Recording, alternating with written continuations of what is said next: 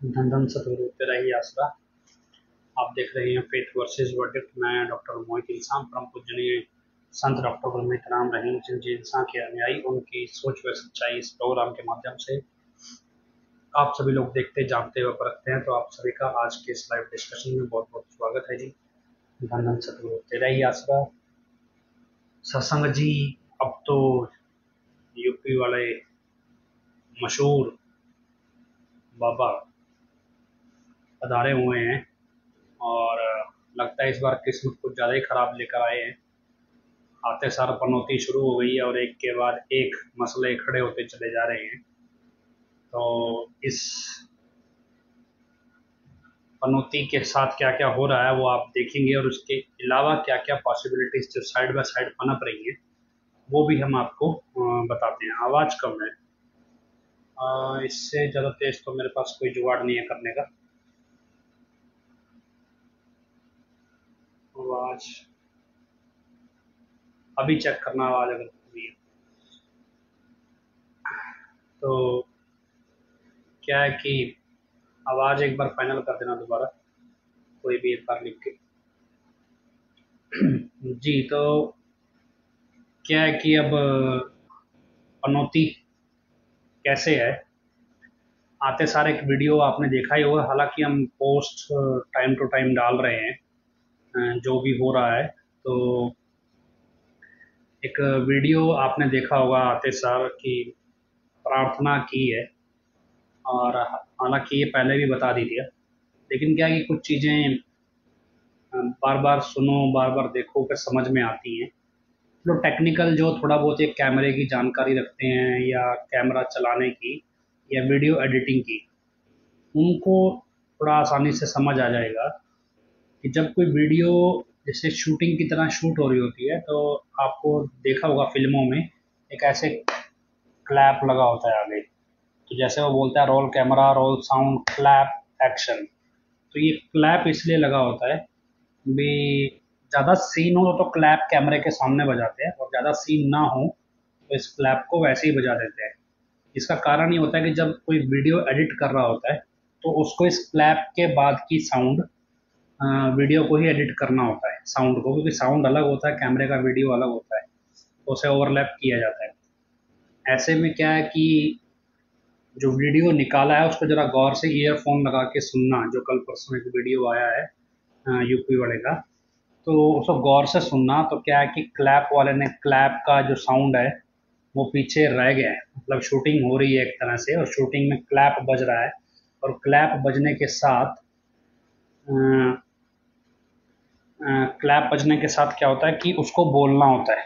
तो वो क्लैप बजता है लेकिन क्लैप बजने के एक सेकंड पहले ही उसका एक्शन शुरू हो जाता है, इसलिए उस क्लैप का साउंड डिम किया गया है, लेकिन वो दूसरे माइक से अटैच होगा तो वो क्लैप रह जाता है वीडियो में। तो ये आप गौर से देखेंगे तो आपको क्लैप का साउंड पीछे से सुनाई देगा जब वो वीडियो जस्ट शुरू होता है, तब जब वो ऐसे ही हाथ जोड़ता है पीछे क्लैप का साउंड आता है। तो ये वीडियो एडिटिंग वाले जो है वो समझ जाएंगे भी इस क्लैप के पीछे क्या है।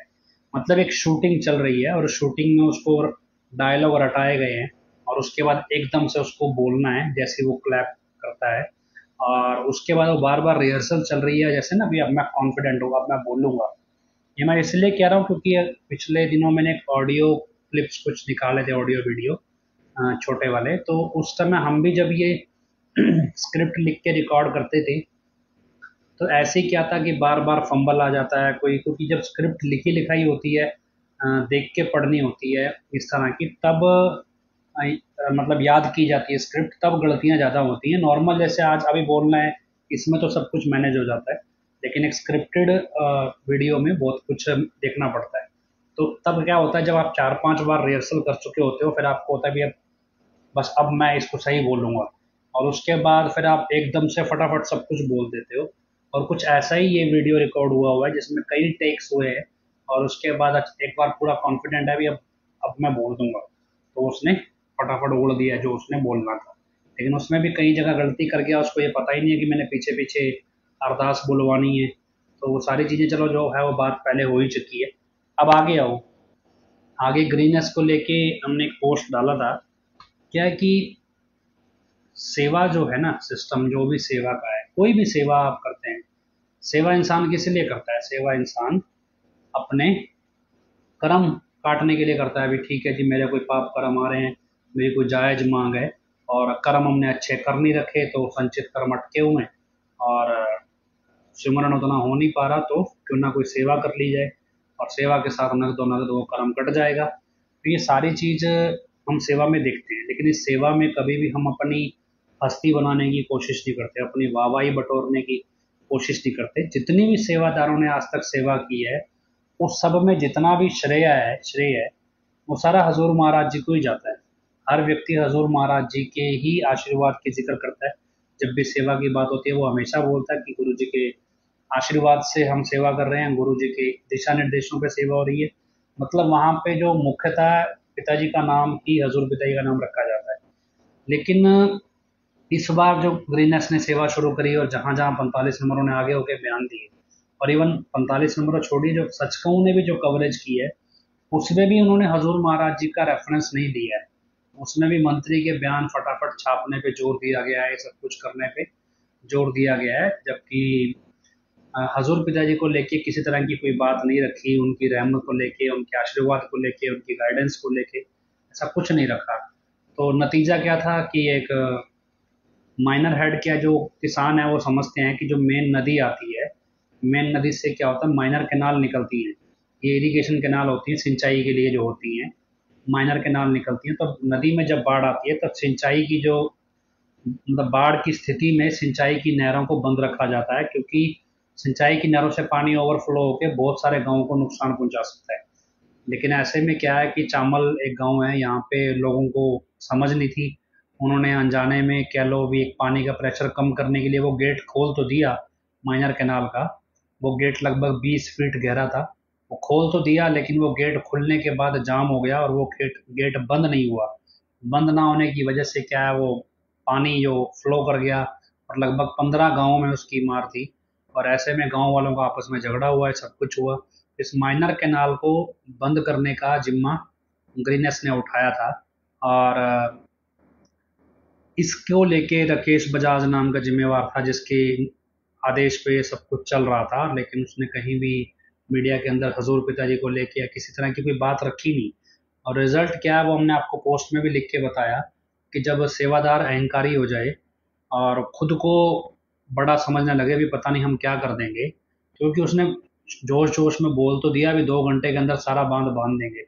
लेकिन क्या है कि जब काम का एस्टिमेट का आइडिया नहीं होता ऐसा, इतना आसान होता तो फिर ग्रीननेस को प्रशासन बुलाता ही क्यों। इतना आसान होता, उनको पता था भी रिस्क तो यहाँ पे सेवादार ही उठाएंगे।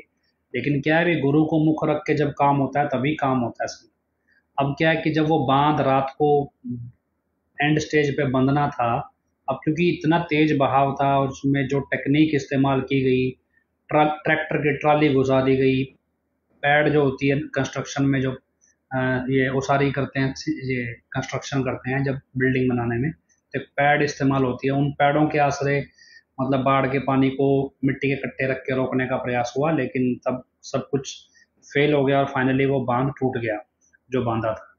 तो लेकिन क्या उससे पहले सच कहूँ में खबर छप गई और सभी ने एडवांस में बयान दे दिए, मंत्री ने भी दे दिए, सब कुछ दे दिए, लेकिन वो सब कुछ कल जो एक क्या कहते हैं एम्बेरसमेंट वाली सिचुएशन, शर्मिंदा होना पड़ा सबको इस वजह से। और शायद यूपी वाले को था भी लाइव आके मैं पीठ तक तो पाऊंगा, लेकिन मामला उल्टा हो गया। क्यों, अब तो पनौती है, किस्मत खराब चल रही है और ये सब कुछ मतलब हुआ। और फिर क्या, अब साख का सवाल होगा तो आज हजारों सेवादार उतार दिए गए, हजारों सेवादार उतरे तो सबने मिलके कोशिश की, क्योंकि अब आज थोड़ी इच्छा शक्ति अलग तरह की थी और आज जोश भी था और आज ये अपनी गलती का एहसास भी था, तो आज वो बांध आसानी से बांध लिया गया। और फाइनली चलिए, वो तो जो लोग परेशान थे, जिन लोग खतरे में थे, उनके लिए अच्छा है ये बांध बंद गया और उनको इसकी राहत भी मिलेगी। लेकिन जो हम चीज़ समझने की कोशिश करते हैं वो आध्यात्मिक मामले में, आध्यात्मिक मामले में भी रूहानियत कहीं और स्टैंड करती है। ये दुनियादारी में वाहवाही के लिए कोई सेवा नहीं की जाती। गुरु का जब नाम मुख होता है, आगे होता है, तो फिर वो गुरु को लाज होती है उस काम को पूरा करने की। वो मतलब संगत कैसे भी हो, सेवादार को टेक्निक आती हो ना आती हो, लेकिन गुरु को लाज होती है, अभी ये सेव काम पूरा होना ही चाहिए। और ग्रीनेस ने हजूर पिताजी की रहनुमाई में जब भी कोई भी काम पकड़ा, चाहे कितना मुश्किल से मुश्किल हो, आसान से आसान हो, हर एक काम को अंजाम तक पहुंचाया। हालांकि आसान काम बहुत ज़्यादा तो लेती नहीं है ग्रीनेस, हमेशा टारगेट ही ऐसा लेती है जो बहुत ज़्यादा डिफिकल्ट हो। इसमें ऐसे भी किस्से आए हैं जब किसी व्यक्ति को तैरना नहीं आता और उसने डूबते हुए व्यक्ति की जान बचाने के लिए छलांग लगा दी उसमें, नदी में, और उसके बाद उसको बचा भी लिया। तो जब गुरु को मुख्य रख के काम किया जाता है तब ये ऐसा ही होता है कि गुरु अपने आप ही वो काम कर देता है। चलो, एक तो ये सब कुछ हुआ, उसके बाद उससे अलावा जब आपको पता, जिसने प्रार्थना की भी, बाढ़ नहीं आनी चाहिए वगैरह वगैरह, ये सब कुछ कि लोगों के पाप कर्म है ये सब कुछ। लेकिन साथ में सोचना भी चाहिए कि पंचकुला में जिन लोगों ने मारा सात संगत को, उनके पाप कर्म कोई मायने नहीं रखते।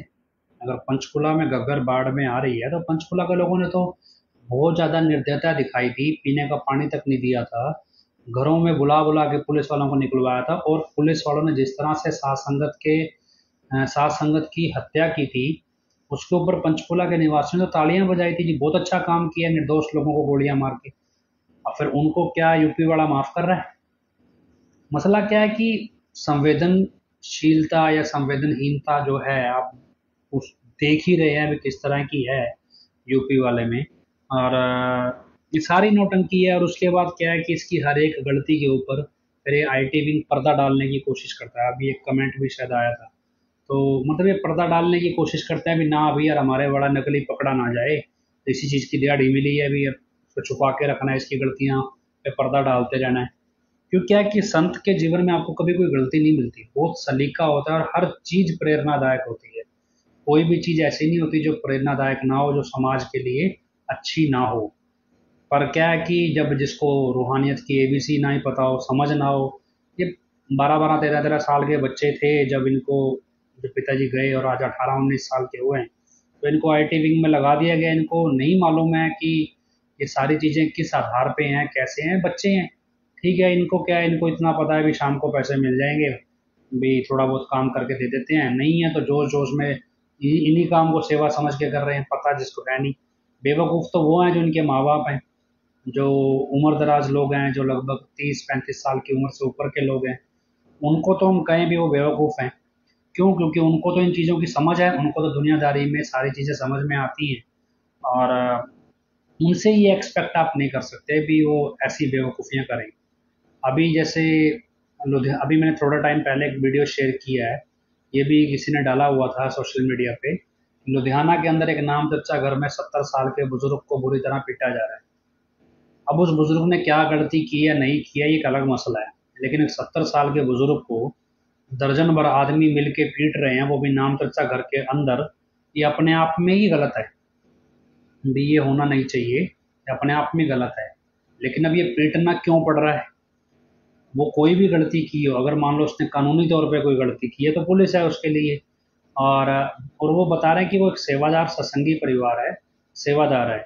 और एक वो इसलिए भी पीटा जा रहा है भी शायद वो जो शेड्यूल्ड कास्ट का है, इसलिए शायद उसको आसानी से दबाया जा रहा है, पीटा जा रहा है। और जो पीटने वाले लोग हैं वो स्वर्ण, जैसे हम ऊंची जाति के समाज के अनुसार हैं।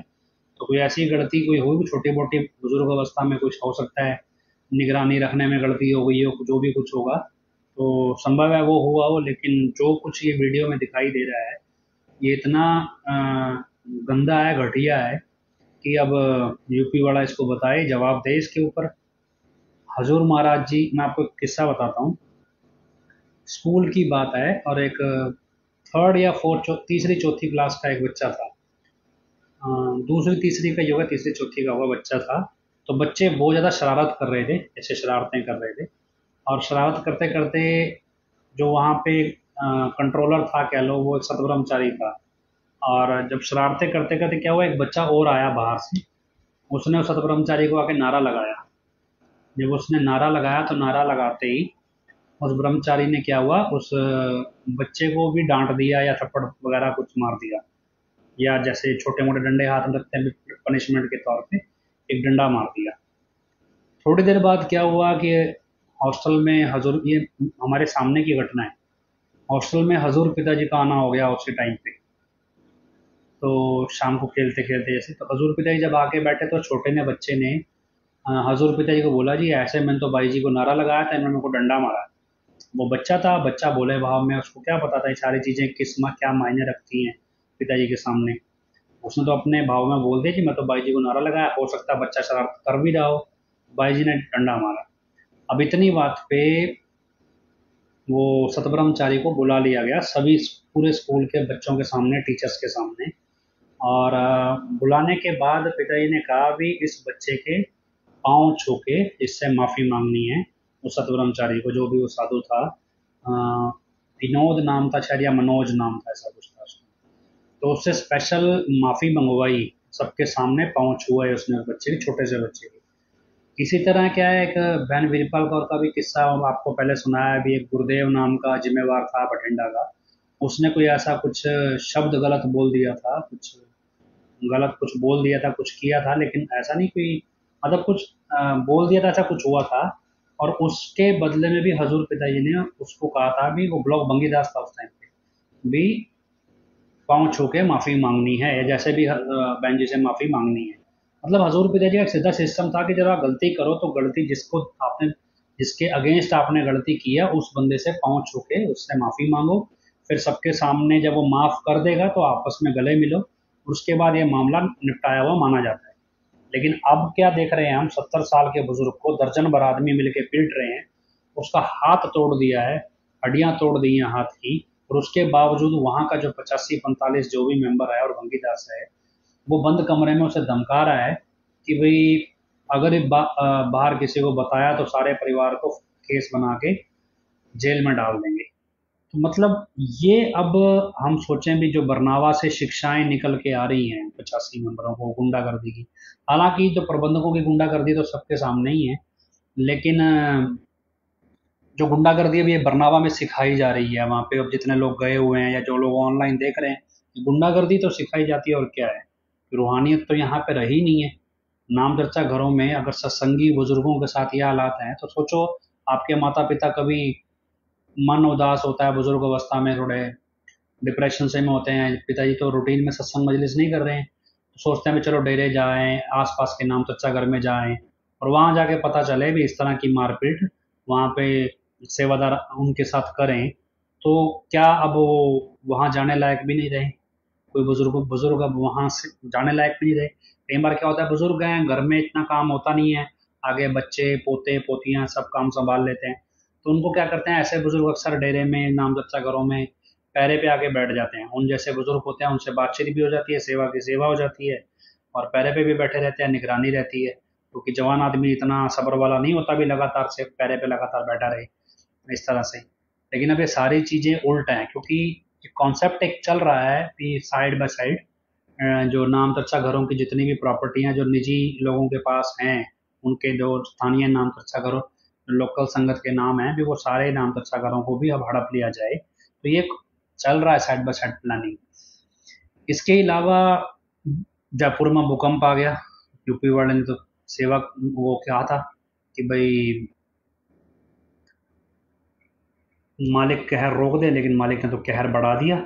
जयपुर में भूकंप आ गया, मुंबई में बाढ़ आ गई, घग्गर में पानी और बढ़ गया, यहाँ पे 2-4 नाले टूट गए सिरसा में, डेरे के अंदर ही बाढ़ आने की नौबत आ गई, तो डेरे के चारों तरफ ही बांध बांधना शुरू कर दिया गया है, मस्ताना जी धाम में ये बांध बनाना शुरू कर दिया गया। मतलब हालात क्या है भी, संत पिताजी अगर एक बार निगाह भी उठा लेते थे ना, ऐसे कई बार संगत बहुत गर्मी में बैठी होती, और टेंट वाले टेंट नहीं लगाते थे, अगर एक बार ऐसे ऊपर निगाह उठा लेते, और इतने में तो मतलब मुश्किल से 2 मिनट लगते थे, अचानक से बादल आ जाते और सारा मौसम ठंडा हो जाता। एक किस्सा था, अलवर के अंदर सत्संग चल रहा था शायद, अलवर के आसपास, तो वहाँ बहुत टाइम से बरसात नहीं हुई थी, और कुछ पिताजी जैसे ही सत्संग में आए बैठे, पूछे कि कोई बात वो तो बताओ, तो बोले जी यहाँ पे काफ़ी टाइम से बरसात नहीं हुई है, बरसात ही कराओ जी, गर्मी बहुत है। किसी ने ऐसे ही बोल दिया भी बरसात करवाओ जी, गर्मी बहुत है। तो जब ये हुआ कि एक सचिन रिडायल जी बोल रहे हैं सबूत क्या है ब्रो, भाई सबूत किस चीज़ का मांग रहे हैं पता नहीं, अगर लुधियाना की मारपीट का मांग रहे हैं तो उसका वीडियो हमने सीसीटीवी फुटेज डाला है। और अगर नकली वाले का मांग रहे हो तो उसका प्रूफ ही प्रूफ क्या है भी। उसको किसी चीज़ की अकल शर्म नाम की चीज़ हो तो उसके लिए तो प्रूफ निकालें भी। जब आदमी इतना घटिया नीच दर्जे का हो उसके लिए किस चीज़ का प्रूफ निकाल के दे, सब कुछ ही तो गलत है उसका। तो खैर, जो आपको प्रूफ चाहिए मुझे लगता नहीं कि किस तरह का प्रूफ आप मांग रहे हैं। तो खैर, मसला ये कि संत दुआ करे तो उस अलवर में जैसे ही सत्संग समाप्त हुआ, सत्संग समाप्त, हजूर विदेश स्टेज से उतर के गाड़ी में बैठे, अचानक से कहाँ से बादल आए, कहाँ से मतलब हवा चली और इतनी बरसात हुई अलवर में कि वहाँ के लोग इतने खुश हो गए भी। सत्संग हुआ, संतों के सामने अर्ज करी और संतों ने वचन भी नहीं किए, लेकिन यही कहा बेटा हम तो मालिक से दुआ कर सकते हैं, इतना ही कहते थे पिताजी। और जैसे ही गाड़ी में बैठे और उसके बाद बरसात ही बरसात। तो लोगों को क्या लगता है भी, हाँ भी संतों के चरण पड़े, संतों के सामने अर्ज करी और संतों ने कबूल भी कर ली, देखो मालिक ने सुन ली। और यही चीज संतों का प्रताप दुनिया छोटी मोटी चीजों से धीरे धीरे करके मानने लगती है और उनके जीवन में फिर ये घटनाएं घटने लगती हैं। यहाँ क्या, यहाँ तो पनौती है, आते सार भूकंप आ गया, 2 जगह बाढ़ आ गई। अभी तो बाढ़ की अरदास कर दी थी, बागड़ा डैम वाले बोल रहे हैं नया पानी छोड़ने को हम तैयार हैं, बाढ़ के लिए तैयार हो जाओ। अम्बाला पंचकुला के अंदर पुलिस अपना मार्च पास्ट कर रही है, भैया अलर्ट हो जाओ, बाढ़ कभी भी आ सकती है। तो अंदाजा लगाओ ये कौन सी अरदास की है उसने। इसका मतलब क्या, उसकी अरदास कबूल ही नहीं होती। संत का हाथ तो ईश्वर से जुड़ा होता है, दुनियावी तौर पे कहें, और रूहानियत तौर पे तो संत और ईश्वर में कोई भेद ही नहीं होता। तो ये ना संत है ना ईश्वर है, ना कोई इसी तरह का अवतार है। ये तो एक आम आदमी है जो संत का भेष बनाया आया हुआ है। जब आपको समझ ही नहीं आता। लेकिन क्या है कि लोगों को ना 2-3 चीज़ों की प्रॉब्लम्स आती है। पहला ये कि समाज में इस चीज़ को फेस कैसे करेंगे। क्या कि समाज में क्या है कि कोई आपसे झगड़ पड़े, आपको लगता है संगत के 4 बंदे आपके साथ खड़े हो जाएंगे और आप अपने आप को डिफेंड कर सकोगे आसानी से, ये लगता है। और कल को अगर हम ऐसे बोलेंगे तो संगत अपने से पीछे हट जाएगी और हम अकेले पड़ जाएंगे, तो हमें कौन डिफेंड करेगा। तो भी डेरे, हम अगर सामाजिक संरक्षण पाने के लिए अगर डेरे आए थे तो फिर तो ये कॉन्सेप्ट ठीक है। और अगर आपको भी रूहानियत में तरक्की करने आए थे जी, हम तो सिमरन करने, भक्ति करने, नाम जपने आए थे, उसमें जब भगवान मिल गया, भगवान से दोस्ती कर ली, तो पिताजी तो कहा सारी दुनिया एक पास है। ये थोड़ी कहा था भी सारी दुनिया में सत्संगी काट देना, माँ बाप काट देना, आस पड़ोसी काट देना। और इधर था भी सतगुरु प्यारा एक पास है। मतलब जब ये नौबत आई कि सतगुरु एक तरफ है और सारी दुनिया एक तरफ है, तो सारी दुनिया में सारे ही आ गए ना। तो इसमें ये थोड़ी कहा था भी संगत नहीं आएगी। तो ऐसे सिचुएशन तो आएगी सामने, छोटे स्केल पे आए या बड़े स्केल पे आए। लेकिन क्या है कि विश्वास गुरु पे नहीं ना रहा। मैनेजमेंट या उसके प्रबंधकों या उसके जिम्मेवारों के गुंडों का जो डर है वो गुरु के विश्वास के ऊपर भारी पड़ गया। मतलब गुरु के वचनों पे विश्वास नहीं आया, उनके गुंडों के जो डर है उसके ऊपर विश्वास ज़्यादा है। जैसे हम कहते हैं भी, पंजाबी में कहावत है, रब नेड़े या कसुन। मतलब क्या है भी, भगवान नज़दीक है या मुक्का नज़दीक है, हिंदी में कहें तो। इसमें क्या है, भगवान तो दिखाई देता नहीं और भगवान पे उतना विश्वास आता नहीं बिना सुमन सेवा के। ऐसे में मान लो समाज में कोई दिक्कत आती है, बोले यार भाई पिताजी पता नहीं कब साथ देंगे नहीं देंगे, लेकिन ये जो प्रबंधक धमकी दे रहे हैं इनका कोई भरोसा नहीं, कब मार दें। मतलब क्या, जो खुश होना है वो नज़दीक दिख रहा है, पिताजी वाली ताकत नहीं दिखती किसी को नज़दीक। तो ये एक नॉर्मल कॉन्सेप्ट है भी। अगर आप सोशल सिक्योरिटी, सामाजिक संरक्षण के लिए डेरे में गए भी, चलो समाज में हमारे को लिहाज मिल जाएगी, तो एक अलग मसला है। अगर आप रूहानियत में तरक्की करने गए फिर ये सब कुछ उल्टा है। क्योंकि अब जो चीज़ें घटित हो रही हैं ये दुनियादारी के लिए नहीं है। जब तक ये नकली वाला नहीं आया तब तक दुनियादारी का मसला था, लोग बोल रहे थे, कर रहे थे, सब चलता था। अब क्योंकि उन्होंने तो गुरु धारण किया नहीं है हजूर पिताजी को, उनको कोई मतलब नहीं है नकली है या असली है। वो तो इसको असली मान के इसकी हरकतों को हजूर पिताजी के बराबर तोलेंगे। लेकिन फिर भी दुनिया में इस चीज़ का डाउट तो है भी, ये नकली हो सकता है। और लेकिन ये सारी परीक्षा किसकी, जो खड़े हो गए आशिकी का दावा करते हैं वे हम आशिक हैं। तो आशिक हैं, और उसके बाद किस तरह के आशिक हैं भी, हमें खाने को बड़े बड़े पकवान बना के दे दो तो हम आपके आशिक हैं। अगर हमें नाचने गाने को मिले तो हम आपके आशिक हैं। अगर आप बिना पूछे गलतियां माफ़ कर दो तो हम आपके आशिक हैं। गलती से अगर कहोगे हमें प्रेम निभाना पड़ जाए तो हम वो नहीं कर सकते, क्योंकि मैनेजमेंट का जो गुंडागर्दी है वो आशीर्वाद से ज़्यादा खतरनाक, मतलब आशीर्वाद का विश्व मिलेगा कि नहीं मिलेगा गुरु का ये भरोसा नहीं है, लेकिन मैनेजमेंट की गुंडागर्दी के सामने हम आपसे प्रेम नहीं निभा सकते। ये इस तरह की आज की थोड़ा ही होती है इन रूहानियत में। रूहानियत में तो बहुत सारी चीज़ें एक से बढ़ के एक है, कोई लिमिट ही नहीं है। लेकिन क्या है कि सबको लगता है कि चलो जिसकी चल रही चला रहे हैं। अब 4 पोस्ट डाल दिए, 4 कहानियां सुन ली, कविताएं लिख दी। अभी एक क्या है कि चल रहा था इसका यूपी वाले का, और एक कवि का क्या चल रहा है, वो कविता लिखता है यूपी वाला उसकी तारीफ करता है, फिर वो कविता में यूपी वाले की तारीफ करता है। दोनों एक दूसरे की तारीफ कर रहे हैं, भी चलो इसी बहाने कोई ऐसा बंदा तो मिले जिस जो एक तारीफ करके टीआरपी बटोरी जाए। अभी क्या है कि यूपी वाले के चक्कर में कोई भी ऐसा व्यक्ति नहीं दिखाई देता इसकी पूरी टीम में जिसकी अपनी कोई हैसियत हो, अपनी कोई क्रेडिबिलिटी हो। तो भी मान लो एक होता है समाज में किसी की अपनी एक छवि होती है, क्रेडिबिलिटी होती है, भी पहचान होती है, जिसका एक मतलब अच्छी रसूख कह सकते हैं होता है। ऐसा कोई व्यक्ति है ही नहीं अब इसके साथ, तो इसको प्रॉब्लम ये होती है जब ऐसा कोई व्यक्ति नहीं है तो वो उसको प्रमोट कैसे करे। तो ऐसे में राह चलते कवि गायक छोटे मोटे जो यूट्यूब पर चलाते रहते हैं, सोच सोच के आधा अधूरा गाना बना दिया। अब ऐसा व्यक्ति भी कोई इसकी तारीफ कर दे तो भाई उसकी तारीफें करने लगता है, उनको बिना मांगे माफियां देने लगता है। क्यों भैया, ये 2-4 तो बड़ी मुश्किल से प्रचारक जुड़े हैं। क्योंकि आप चाहे वीडियो, अब एक पत्रकार है नेक्स्ट, जैसे आज तक वाले हैं, कोई भी चैनल वाले हैं, और उनके पत्रकारों की वीडियो 50 लाख लोग देखते होंगे उनकी न्यूज़ में, लेकिन क्या उस न्यूज़ से पत्रकार के व्यक्तित्व की पहचान होती है? क्या कोई ये बोलेगा आके भी यार इस पत्रकार का व्यक्तित्व अच्छा है? देखने वाले बेशक 50 लाख हैं, यही हाल कुछ यूपी वाले का है। देखने वाले बेशक 5 लाख 2 लाख, हालांकि वो भी पेड चला रहे हैं, मुश्किल से 40-50 हज़ार से ज़्यादा नहीं है, बाकी सब पेड होता है, लेकिन वो सब चला रहे हैं। पर क्या कोई ऐसा व्यक्ति है जिसका अपना कोई स्टैंड हो, जिसकी अपनी कोई डिग्निटी हो, अपना स्वाभिमान हो, तो वो कहे भी हाँ यार ये सही है? कोई ऐसा व्यक्ति जो इसकी सोच को पकड़ पाया हो? अगर ये असली है तो इसकी सोच तो पकड़ी होगी ना। इसकी सोच को पकड़ के एक आर्टिकल ही लिख दे इसकी सोच के ऊपर, आपको मिलेगा ही नहीं कोई ऐसा। कोई भी मिल जाए तो क्यों? अब हम, कोई भी संत हैं वो कोई सैकड़ों साल तो जीवित नहीं रहते, हर अपने अपने ड्यूरेशन के हिसाब से अपने अपने जो भी वो मकसद लेके आते हैं वो पूरा करके वो भी चले जाते हैं। लेकिन क्या है कि आने वाली पीढ़ियां, दुनिया तो चल रही है। अब ऐसे में संत हमेशा तो साथ नहीं रहेंगे जीवन भर, वो अलग बात है जो सिमरन करके हासिल कर रहे हैं, लेकिन दुनियादारी के हिसाब से तो जब अगर आपने सोच ही नहीं पकड़ी तो साथ क्या होता है? उनके वचन, उनकी शिक्षा, उनकी सोच।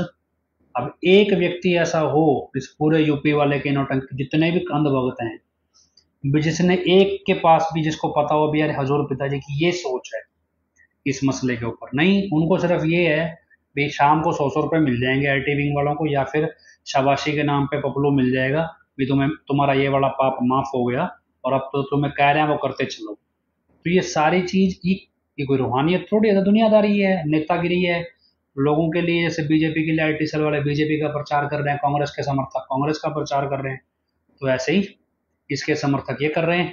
लेकिन इसमें सोच तो कहीं नहीं है, सोच तो किसी की, और छोड़ो ढंग का प्रवक्ता नहीं मिलता। कहने को 6 करोड़ संगत है, एक प्रवक्ता ऐसा नहीं है जो डेरे की सोच को माइक पे कैमरे पे बोल सके, एक सिंगल प्रवक्ता। तो ये किस तरह के 6 करोड़, इनको एक को भी अकल नहीं है भी जो अपने आप को 6 करोड़ का दावा करो। कोई समाज के अंदर मुंह दिखाने लायक कोई आदमी तो भी यार ये आदमी का स्वाभिमान है और ये भैया यूपी वाले का चेला है और इसको इसका समाज में कोई अपना एक महत्व भी है, अपना एक चेहरा है, किसी ने तो कोई अच्छी अचीवमेंट ली हो। सारे नौटंकी वाले हैं, तो आप कहाँ तक किस किस के पीछे भागेंगे? तो ये चीजें आपको समझ नहीं है, आज नहीं तो कल। और क्या है कि प्रोपेगेंडा चलाते रहेंगे कुछ ना कुछ। अब क्या है कि धीरे धीरे, अभी आज लाइव आज भी नहीं आया, शायद आया हो तो बताना, कल भी नहीं आया। अब कल हमने बोल दिया अभी प्राइवेट अपॉइंटमेंट चल रही है, तो फटाफट से एक ऑडियो लीक कर दिया छोटा सा गाने का, ये साबित करने के लिए नहीं जी मैं तो लाइव आया था, टेक्निकल एरर था। तो कौन किसको बेवकूफ़ बना रहे हो? टेक्निकल एरर था, भाई हमको दूध पीते बच्चे हैं जो हमारे को पता नहीं है इंटरनेट कैसे चलता है, लाइव टेलीकास्ट कैसे चलता है। एक छोटा सा फ़ोन है, इसी के अंदर जियो का सिम है, मुश्किल से 200-300 रुपये का महीने का रिचार्ज होता है, और उसके बाद इसे महीना भर लाइव कर लो, लाइव चलता है। तो इतना आसान है लाइव करना, तो फिर ऐसी कौन सा टेक्निकल एरर आ गया कि वहाँ पे कोई मोबाइल का टावर उखाड़ के ले गया, या वहाँ पे बरनावा में भी बाढ़ आई हुई थी। सब बकवास है। लेकिन क्या है कि चलो, हमारा तो झूठ भी सच चलेगा, यही सोच रहे हैं हम। तो जो बोल देंगे पागल है दुनिया मान लेगी, होगा टेक्निकल एरर। लेकिन क्या है कि चल रहा तो चल रहा है जब तक चल रहा है। तो ये सारी चीज़ें कहाँ तक लेके जाएंगे, कब तक? कोई सुनने वाला है, कोई बोलने वाला है? समाज में छोटा बड़ा हर एक आदमी मजाक उड़ा रहा है। किस चीज़ के लिए? क्या मजाक उड़ाने के लिए आया ही? मजाक उड़ाने के लिए आया अपना? नहीं, इनको क्या करना है? हम इसको इस तरह से समझते हैं भी काल का युग है और उसको संतों से बैर है, काल को भी संत रुएं ना ले जाएं, और इसलिए वो दुनियादारी में नेता जितने भी बुराई से जुड़े लोग हैं उनके जरिए काम करता है। तो वो क्या काम करेगा? भी संतों की सोच को झूठा साबित कर दे, संतों को दोगला साबित कर दे।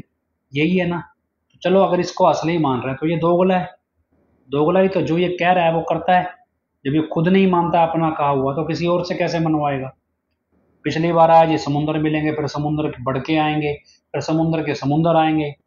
अब यहाँ पे बूंद भी नहीं आई। अब कहाँ चले गए समुद्र? वो सारे बाढ़ में निकल आए। कहाँ भी समुद्र भी, मैं तो फिर आके बोलेगा नहीं जी मैं तो बाढ़ में कहा था। क्यों? अब क्या कि चीजों का सामना करने की हिम्मत नहीं आ रही। इतना झूठ बोल चुका है कि क्या बकवास करेगा अब आगे। तो क्या अभी सोच रहे हैं अभी लाइव दिखाएंगे भी कि नहीं दिखाएंगे, और बोलेगा तो पकड़ा ना जाए। तो क्या है भी पहले अंधभक्तों को छांट लो, सिर्फ उन्हीं उन्हीं को ऊपर ट्रायल चलाओ 2-4 दिन। हो सकता है जब ये काबू आ जाए फिर चलाएंगे। तो मतलब क्या है, चल तो कब, हम तो बेवकूफ़ नहीं है। तुम अपने आप को ज़्यादा सियाने समझ लो, हमें कोई फर्क नहीं पड़ता, पर तुम्हारे समझने से हम बेवकूफ़ नहीं होंगे। बाकी सबकी अपनी अपनी सोच है, खैर। लेकिन तरीके जो आजमा रहे हैं वो आपके सामने हैं ही। और कोई भी डाउट आपको साथ साथ रहता है, आप पूछते चलिएगा। उस भाई ने लिखा नहीं किस चीज़ का सबूत मांग रहा था वो भाई, जो जो बोल रहे थे ना बीच में सबूत दो, तो सबूत किस चीज़ का मांग रहा था उसने बताया तो है नहीं। या फिर क्या क्या भेज रखा है, बस 2-4 कमेंट करे आया करो, वो करने आ जाते हैं।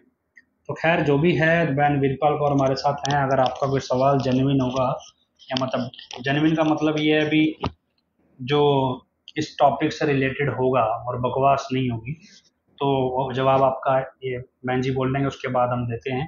तो बहन जी को आपने सुनना है पंजाबी भाषी लोगों के लिए खास तौर पे। हाँ जी बहन जी बोलिए।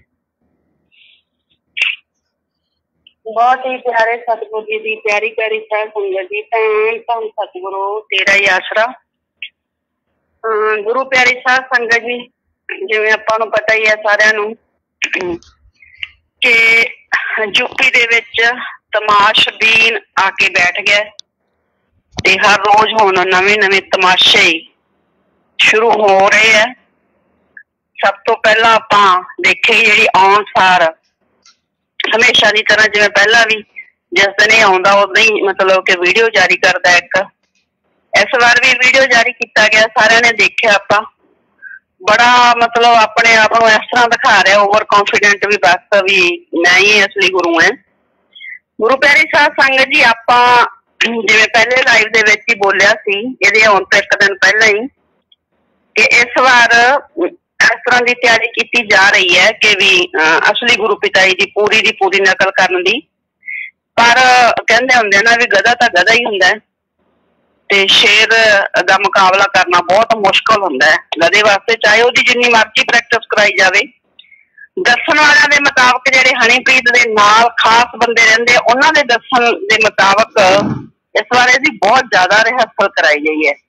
शायद बहुत ज्यादा रिहर्सल का नतीजा ये निकलिया भी तुसीं पहली वीडियो दे विच ही देखिया होगा, बड़ा तेज तेज बोल रहा हो, आम नालों वध तेज बोल रहा। जिवें पहला बोलदा सी उदों तेजी दे विच बोल रहा। ते अखां भी बार बार मतलब कि अखां जिहड़ियां ओहदियां बिल्कुल ऐ करेड़ ही बन जांदियां, इन्नियां ज्यादा वो बंद कर रहा। पंजाबी दे विच ना एक आम ही बोल दिंदे अपनी भाषा दे विच, जिवें ठरकी बंदे दीयां अखां हुंदियां ना, इस बंदे दीयां अखां जिहड़ियां वो इस तरह गवाही भर रही कि यह बंदा है कौन। गुरु प्यारी साध संगत जी, आपां जो एक पिता जी ने एलियन वाली फिल्म दिखाई थी, ਉਹਦੇ ਵਿੱਚ भी वो बाबा जी कह रहे हैं कि उन्होंने अखां चुगलियां खा जांदियां। ते आम भी दुनियादारी दे विच एक कहावत है ਜਿਹੜੀਆਂ ਅੱਖਾਂ ਹੈ ਨਾ ਉਹ ਬੰਦੇ ਦੀਆਂ ਬਹੁਤ ਚੋਲੀਆਂ ਖਾਂਦੀਆਂ। ਤੇ ਜੇ ਤੁਸੀਂ ਆ ਯੂਪੀ ਵਾਲੇ ਦੀ ਆ ਜਿਹੜੀ ਹੁਣ ਵੀਡੀਓ ਆਈ ਹੈ, ਜੇ ਤੁਸੀਂ ਦੇਖੋ ਤੇ ਇਹਦੀਆਂ ਅੱਖਾਂ ਵੀ ਜਿਹੜੀਆਂ ਹੈਗੀਆਂ ਬਹੁਤ ਹੀ ਜਿਵੇਂ ਠਰਕੀ ਕਿਸਮ ਦੇ ਬੰਦੇ ਦੀਆਂ ਅੱਖਾਂ ਹੁੰਦੀਆਂ। ਇਸ ਤਰ੍ਹਾਂ ਅੱਖਾਂ ਹੈ ਜਿਵੇਂ ਪੂਰਾ ਇੱਕ ਮੁਸਟੰਡਾ ਟਾਈਪ ਬੰਦਾ ਹੁੰਦਾ, ਜਿਹਦੇ ਚ ਆਪਾਂ ਕਹਿ ਦਿੰਦੇ ਵੀ ਹਰ ਤਰ੍ਹਾਂ ਦਾ ਐਬ ਹੋਵੇ, ਉਸ ਟਾਈਪ ਦਾ ਇਹ ਬੰਦਾ ਹੈ ਜੋ ਬੰਦਾ ਇਹ ਰੋਲ ਕਰ ਰਿਹਾ ਗੁਰੂ ਪਿਟਾਈ ਦਾ। ਤਾਂ ਸੰਤ ਵਾਲੀਆਂ ਅੱਖਾਂ ਤਾਂ ਕਿਤੇ ਵੀ ਹੈ ਨਹੀਂ। ਗੁਰੂ ਪਿਤਾ ਜੀ ਜਦੋਂ ਵੀ ਕਿਸੇ ਵੱਲ ਇਸ ਤਰ੍ਹਾਂ ਦੇਖਦੇ ਸੀ, ਜਾਂ ਗੁਰੂ ਪਿਤਾ ਜੀ ਦੀ ਤੁਸੀਂ ਵੀਡੀਓ ਅੱਜ ਵੀ ਹਜ਼ਾਰਾਂ ਵੀਡੀਓ ਪਈਆਂ ਦੇਖੋ, ਤਾਂ ਤੁਹਾਨੂੰ ਅੱਖਾਂ ਦੇ ਵਿੱਚੋਂ ਇਸ ਤਰ੍ਹਾਂ ਮਤਲਬ ਪਿਆਰ ਝਲਕੇਗਾ, ਇਸ ਤਰ੍ਹਾਂ ਦਿਲ ਕਰੇਗਾ ਤੁਹਾਡਾ ਵੀ ਅਸੀਂ ਹਜ਼ੂਰ ਪਿਤਾ ਜੀ ਵੱਲ ਦੇਖਦੇ ਹੀ ਦੇਖਦੇ ਜਾਈਏ। ਪਰ ਜਦੋਂ ਇਸ ਬੰਦੇ ਦੀ ਪਹਿਲੀ ਵੀਡੀਓ ਹੀ ਦੇਖਦੇ ਹਾਂ ਤਾਂ ਇੰਨਾ ਕੁ ਗੁੱਸਾ ਚੜਦਾ ਕਿ ਜੀ ਕਰਦਾ ਜੇ ਕੋਲੇ ਹੋਈਏ ਤਾਂ ਥੱਪੜਾਂ ਨਾਲ ਮੂੰਹ ਭੰਨ ਦਿੱਤਾ ਜਾਵੇ ਇਹੋ ਜਿਹਾ ਦਾ, ਜੋ ਕੁੱਲ ਮਾਲਕ ਦੇ ਰੂਪ ਦੇ ਵਿੱਚ ਆਪਣੇ ਆਪ ਨੂੰ ਪੇਸ਼ ਕਰ ਰਿਹਾ। ਗੁਰੂ ਪਿਆਰੀ ਸਾਧ ਸੰਗਤ ਜੀ ਇਹਦੇ ਆਉਂਦੇ ਹੀ ਆਪਣੇ ਆਪ ਨੂੰ ਬੜਾ ਸਾਬਤ ਕਰਨ ਵਾਸਤੇ ਵੀ ਹਾਂ ਮਾਈ ਅਸੀਂ ਰਾਮ ਰਹੀਮ ਹੈ, ਤੇ ਜਿਹੜੇ ਹੜ੍ਹ ਪੀੜਤ ਲੋਕ ਸੀ ਉਹਨਾਂ ਵਾਸਤੇ ਅਰਦਾਸ ਕੀਤੀ। ਇਹਨੂੰ ਇੰਨੀ ਵੀ ਅਕਲ ਹੈ ਨਹੀਂ ਵੀ ਜਿਹੜੀ ਹੜ੍ਹ ਪੀੜਤ ਹੈ ਉਹਨਾਂ ਨੂੰ ਇਹਨੇ ਕਿਹਾ, ਕਹਿੰਦਾ ਜਿਸ ਤੋਂ ਵੀ ਕਹਿੰਦਾ ਕੋਈ ਪਾਪ ਗੁਨਾਹ ਹੋ ਗਿਆ ਹੋਵੇ, ਅਰਦਾਸ ਦੇ ਵਿੱਚ ਕਹਿ ਰਿਹਾ ਕਹਿੰਦਾ ਜਿਸ ਤੋਂ ਵੀ ਕੋਈ ਪਾਪ ਗੁਨਾਹ ਹੋਇਆ, ਕਹਿੰਦਾ ਧਰਤੀ ਤੇ ਕੁਦਰਤ ਨੂੰ ਜੋ ਵੀ ਨੁਕਸਾਨ ਪਹੁੰਚਿਆ ਉਹਨਾਂ ਸਾਰਿਆਂ ਨੂੰ ਮਾਫ਼ ਕਰਦੇ ਹੋਏ ਆਪਣੇ ਇਸ ਕਹਿਰ ਨੂੰ ਰੋਕਦੇ ਪਰਮਾਤਮਾ ਨੂੰ ਕਹਿੰਦਾ।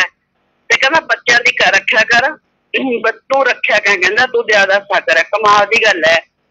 ਵੈਸੇ ਜਿੱਥੇ ਹੜ੍ਹ ਆਇਆ ਜਿਹੜੇ ਏਰੀਏ ਦੇ ਵਿੱਚ, ਇਹਨੂੰ ਪੁੱਛਣ ਵਾਲਾ ਹੋਵੇ ਵੀ ਉਹਨਾਂ ਲੋਕਾਂ ਨੇ ਉਹ ਜੇ ਕਿਹੜੇ ਪਾਪ ਗੁਨਾਹ ਕਰਦੇ, ਉਹ ਤਾਂ ਆਮ ਲੋਕ ਹੈ, ਸਧਾਰਨ ਕਿਸਾਨ ਹੈ, ਆਪਦੀ ਖੇਤੀਬਾੜੀ ਕਰਨ ਵਾਲੇ ਲੋਕ ਹੈ, ਜਾਂ ਪਿੰਡਾਂ ਦੇ ਭੋਲੇ ਭਾਲੇ ਲੋਕ ਹੈ। ਸ਼ਹਿਰਾਂ ਦੇ ਵਿੱਚ ਜ਼ਿਆਦਾ ਵੱਡੇ ਸ਼ਹਿਰਾਂ 'ਚ ਤਾਂ ਕੋਈ ਹੜ੍ਹ ਆਇਆ ਹੀ ਨਹੀਂ। ਜਿੱਥੇ ਅਸਲੀ ਸਾਜ਼ਿਸ਼ ਕਰਤਾ ਬੈਠੇ ਹੈ ਉੱਥੇ ਤਾਂ ਕੋਈ ਹੜ੍ਹ ਆਇਆ ਹੀ ਨਹੀਂ, ਨਜ਼ਦੀਕ ਹੀ ਨਹੀਂ ਪਹੁੰਚਾ ਉੱਥੇ ਤਾਂ ਪਾਣੀ। ਉਹ ਤਾਂ ਆਮ ਜਿਹੜੇ ਪਬਲਿਕ ਹੈ, ਆਮ ਜਨਤਾ ਹੈ, ਸਾਡੀ ਪਿੰਡਾਂ ਦੇ ਵਿੱਚ ਰਹਿਣ ਵਾਲੇ ਭੋਲੇ ਭਾਲੇ ਆਪਦੀ ਖੇਤੀਬਾੜੀ ਦਾ ਆਪਦਾ ਕੰਮ ਧੰਦਾ ਕਰਕੇ ਖਾਣ ਪੀਣ ਵਾਲੇ, ਮਤਲਬ ਕਿ ਆਪਦੀ ਕਮਾਈ ਕਰਨਾ ਤੇ ਖਾਣਾ, ਉਹ ਲੋਕ ਹੈ। ਤੇ ਉਹਨਾਂ ਨੇ ਕੁਦਰਤ ਨੂੰ ਇਹੋ ਜਿਹਾ ਕੀ ਨੁਕਸਾਨ ਪਹੁੰਚਾਤਾ ਤੇ ਉਹਨਾਂ ਨੇ ਕਿਹੜਾ ਪਾਪ ਗੁਨਾਹ ਕਰਤਾ ਧਰਤੀ ਤੇ ਕਿ ਉਹਨਾਂ ਦੇ ਉੱਥੇ ਹਿੱਸੇ ਦੇ ਵਿੱਚ ਹੜ੍ਹ ਆਇਆ। ਕਮਾਲ ਦੀ ਗੱਲ ਹੈ। ਐਡਾ ਬੇਵਕੂਫ ਬੰਦਾ, ਇਹਨੂੰ ਅਰਦਾਸ ਵੀ ਨਹੀਂ ਕਰਨੀ ਆਉਂਦੀ, ਨਾਲੇ ਸਾਡੇ ਦੇਸ਼ ਦੇ ਵਿੱਚ ਤੇ ਨਾਲੇ ਸਾਰੇ ਸੰਸਾਰ ਦੇ ਵਿੱਚ। ਕਮਾਲ, ਸਾਰੇ ਸੰਸਾਰ ਦੇ ਵਿੱਚ ਇੰਨੀ ਕਿਹੜੇ ਕਿਹੜੇ ਦੇਸ਼ਾਂ ਦੇ ਵਿੱਚ ਇੰਨਾ ਹੜ੍ਹ ਆ ਗਿਆ ਕਿ ਤੂੰ ਸਾਰੇ ਸੰਸਾਰ ਦੀ ਗੱਲ ਕਰਦਾ। ਗੁਰੂ ਪਿਆਰੀ ਸਾਧ ਸੰਗਤ ਜੀ ਨੂੰ ਕੋਈ ਪੁੱਛਣ ਵਾਲਾ ਹੋਵੇ ਵੀ ਜਿਹੜੇ ਹੜ੍ਹ ਆਏ ਆ ਉਹ ਕੋਈ ਇੰਨੇ ਮੀਂਹ ਨਾਲ ਨਹੀਂ ਆਏ ਤੇ ਉੱਥੋਂ ਜਿਹੜਾ ਰੱਬ ਗੁੱਸੇ ਹੋ ਗਿਆ ਤੇ ਉਹਨਾਂ ਨੇ ਮੀਂਹ ਨਾਲ ਜਿਹੜਾ ਹੈਗੇ ਹੜ੍ਹ ਆ ਗਏ। ਇਹ ਤਾਂ ਆਪਾਂ ਨੂੰ ਵੀ ਪਤਾ ਇੱਕ ਸਾਜ਼ਿਸ਼ ਹੈ, ਰਾਜਨੀਤੀ ਹੈ। ਜਿਹੜੇ ਜਾਣ ਬੁੱਝ ਕੇ ਜਿਹੜੇ ਡੈਮ ਹੈ ਉਹਨਾਂ ਦੇ ਫਲੱਡ ਗੇਟ ਖੋਲੇ ਗਏ ਹੈ ਤੇ ਹੁਣ ਫੇਰ ਖੋਲਣ ਦੀ ਤਿਆਰੀ ਹੈ। ਇਹਦਾ ਮਤਲਬ ਇਹ ਥੋੜੀ ਹੈ ਵੀ ਜਿਹੜੇ ਜਿੱਥੇ ਹੁਣ ਜਿੰਨਾ ਏਰੀਆ ਦੇ ਵਿੱਚ ਪਾਣੀ ਆ ਗਿਆ ਤੇ ਉਹਨਾਂ ਵਿਚਾਰਿਆਂ ਨੇ ਕੋਈ ਗੁਨਾਹ ਇੰਨੇ ਪਾਪ ਗੁਨਾਹ ਕਰਤੇ ਤੇ ਜਾਂ ਉਹਨਾਂ ਨੇ ਕੋਈ ਕੁਦਰਤ ਦਾ ਇੰਨਾ ਜ਼ਿਆਦਾ ਨੁਕਸਾਨ ਕਰਤਾ ਜਿਸ ਟਾਈਪ ਦਾ ਇਹ ਅਰਦਾਸ ਦੇ ਵਿੱਚ ਬੋਲ ਰਿਹਾ ਸੀ। ਇਹਨੂੰ ਨਾ ਤਾਂ ਕੋਈ ਕਹਿੰਦੇ ਹੁੰਦੇ, ਸਿਆਣੇ ਕਹਿੰਦੇ ਹੁੰਦੇ ਨਾ ਵੀ ਮੁਰਦਾ ਬੋਲੂ ਖੱਫਣ ਪਾੜੂ, ਉਹ ਗੱਲ ਹੈ ਇਹਦੀ। ਤਾਂ ਇਹਨੂੰ ਅਰਦਾਸ ਬੋਲਣ ਦੀ ਵੀ ਅਕਲ ਹੈ ਨਹੀਂ ਤੇ ਆਪਣੇ ਆਪ ਚ ਬੋਲਦਾ ਹੈ ਵੀ ਬਸ ਪਤਾ ਨਹੀਂ ਮੇਰੇ ਤੋਂ ਵੱਡਾ ਤਾਂ ਕੋਈ ਹੋ ਹੀ ਨਹੀਂ ਸਕਦਾ, ਆਪਣੇ ਆਪ ਨੂੰ ਰੱਬ ਸਮਝ ਰਿਹਾ। ਉਹ ਸ਼ਾਇਦ ਨਾ ਇਸੇ ਕਰਕੇ ਉਹਦੇ ਅੰਦਰ ਜਿਹੜਾ ਇਹ ਹੰਕਾਰ ਝਲਕ ਰਿਹਾ ਹੈ ਵੀ ਮੈਂ ਆਪਣੇ ਆਪ ਨੂੰ ਜਦੋਂ ਐ ਸਮਝਦਾ ਵੀ ਮਾਂ ਹੀ ਰੱਬ ਹੈ, ਪਤਾ ਨਹੀਂ ਮੇਰੇ ਅੱਜ ਮੈਂ ਅਰਦਾਸ ਕਰਤੀ ਤੇ ਖਰੀ ਕੱਲ ਨੂੰ ਸਾਰਾ ਕੁਛ ਰੁਕ ਜਾਊਗਾ। ਉਹ ਤਾਂ ਆਪਾਂ ਦੇਖ ਹੀ ਰਹੇ ਹਾਂ ਵੀ ਇਹਦੀ ਅਰਦਾਸ ਕਿੰਨੀ ਕੁ ਜਿਹੜੀ ਹੈਗੀ ਸਫਲ ਹੋ ਰਹੀ ਹੈ।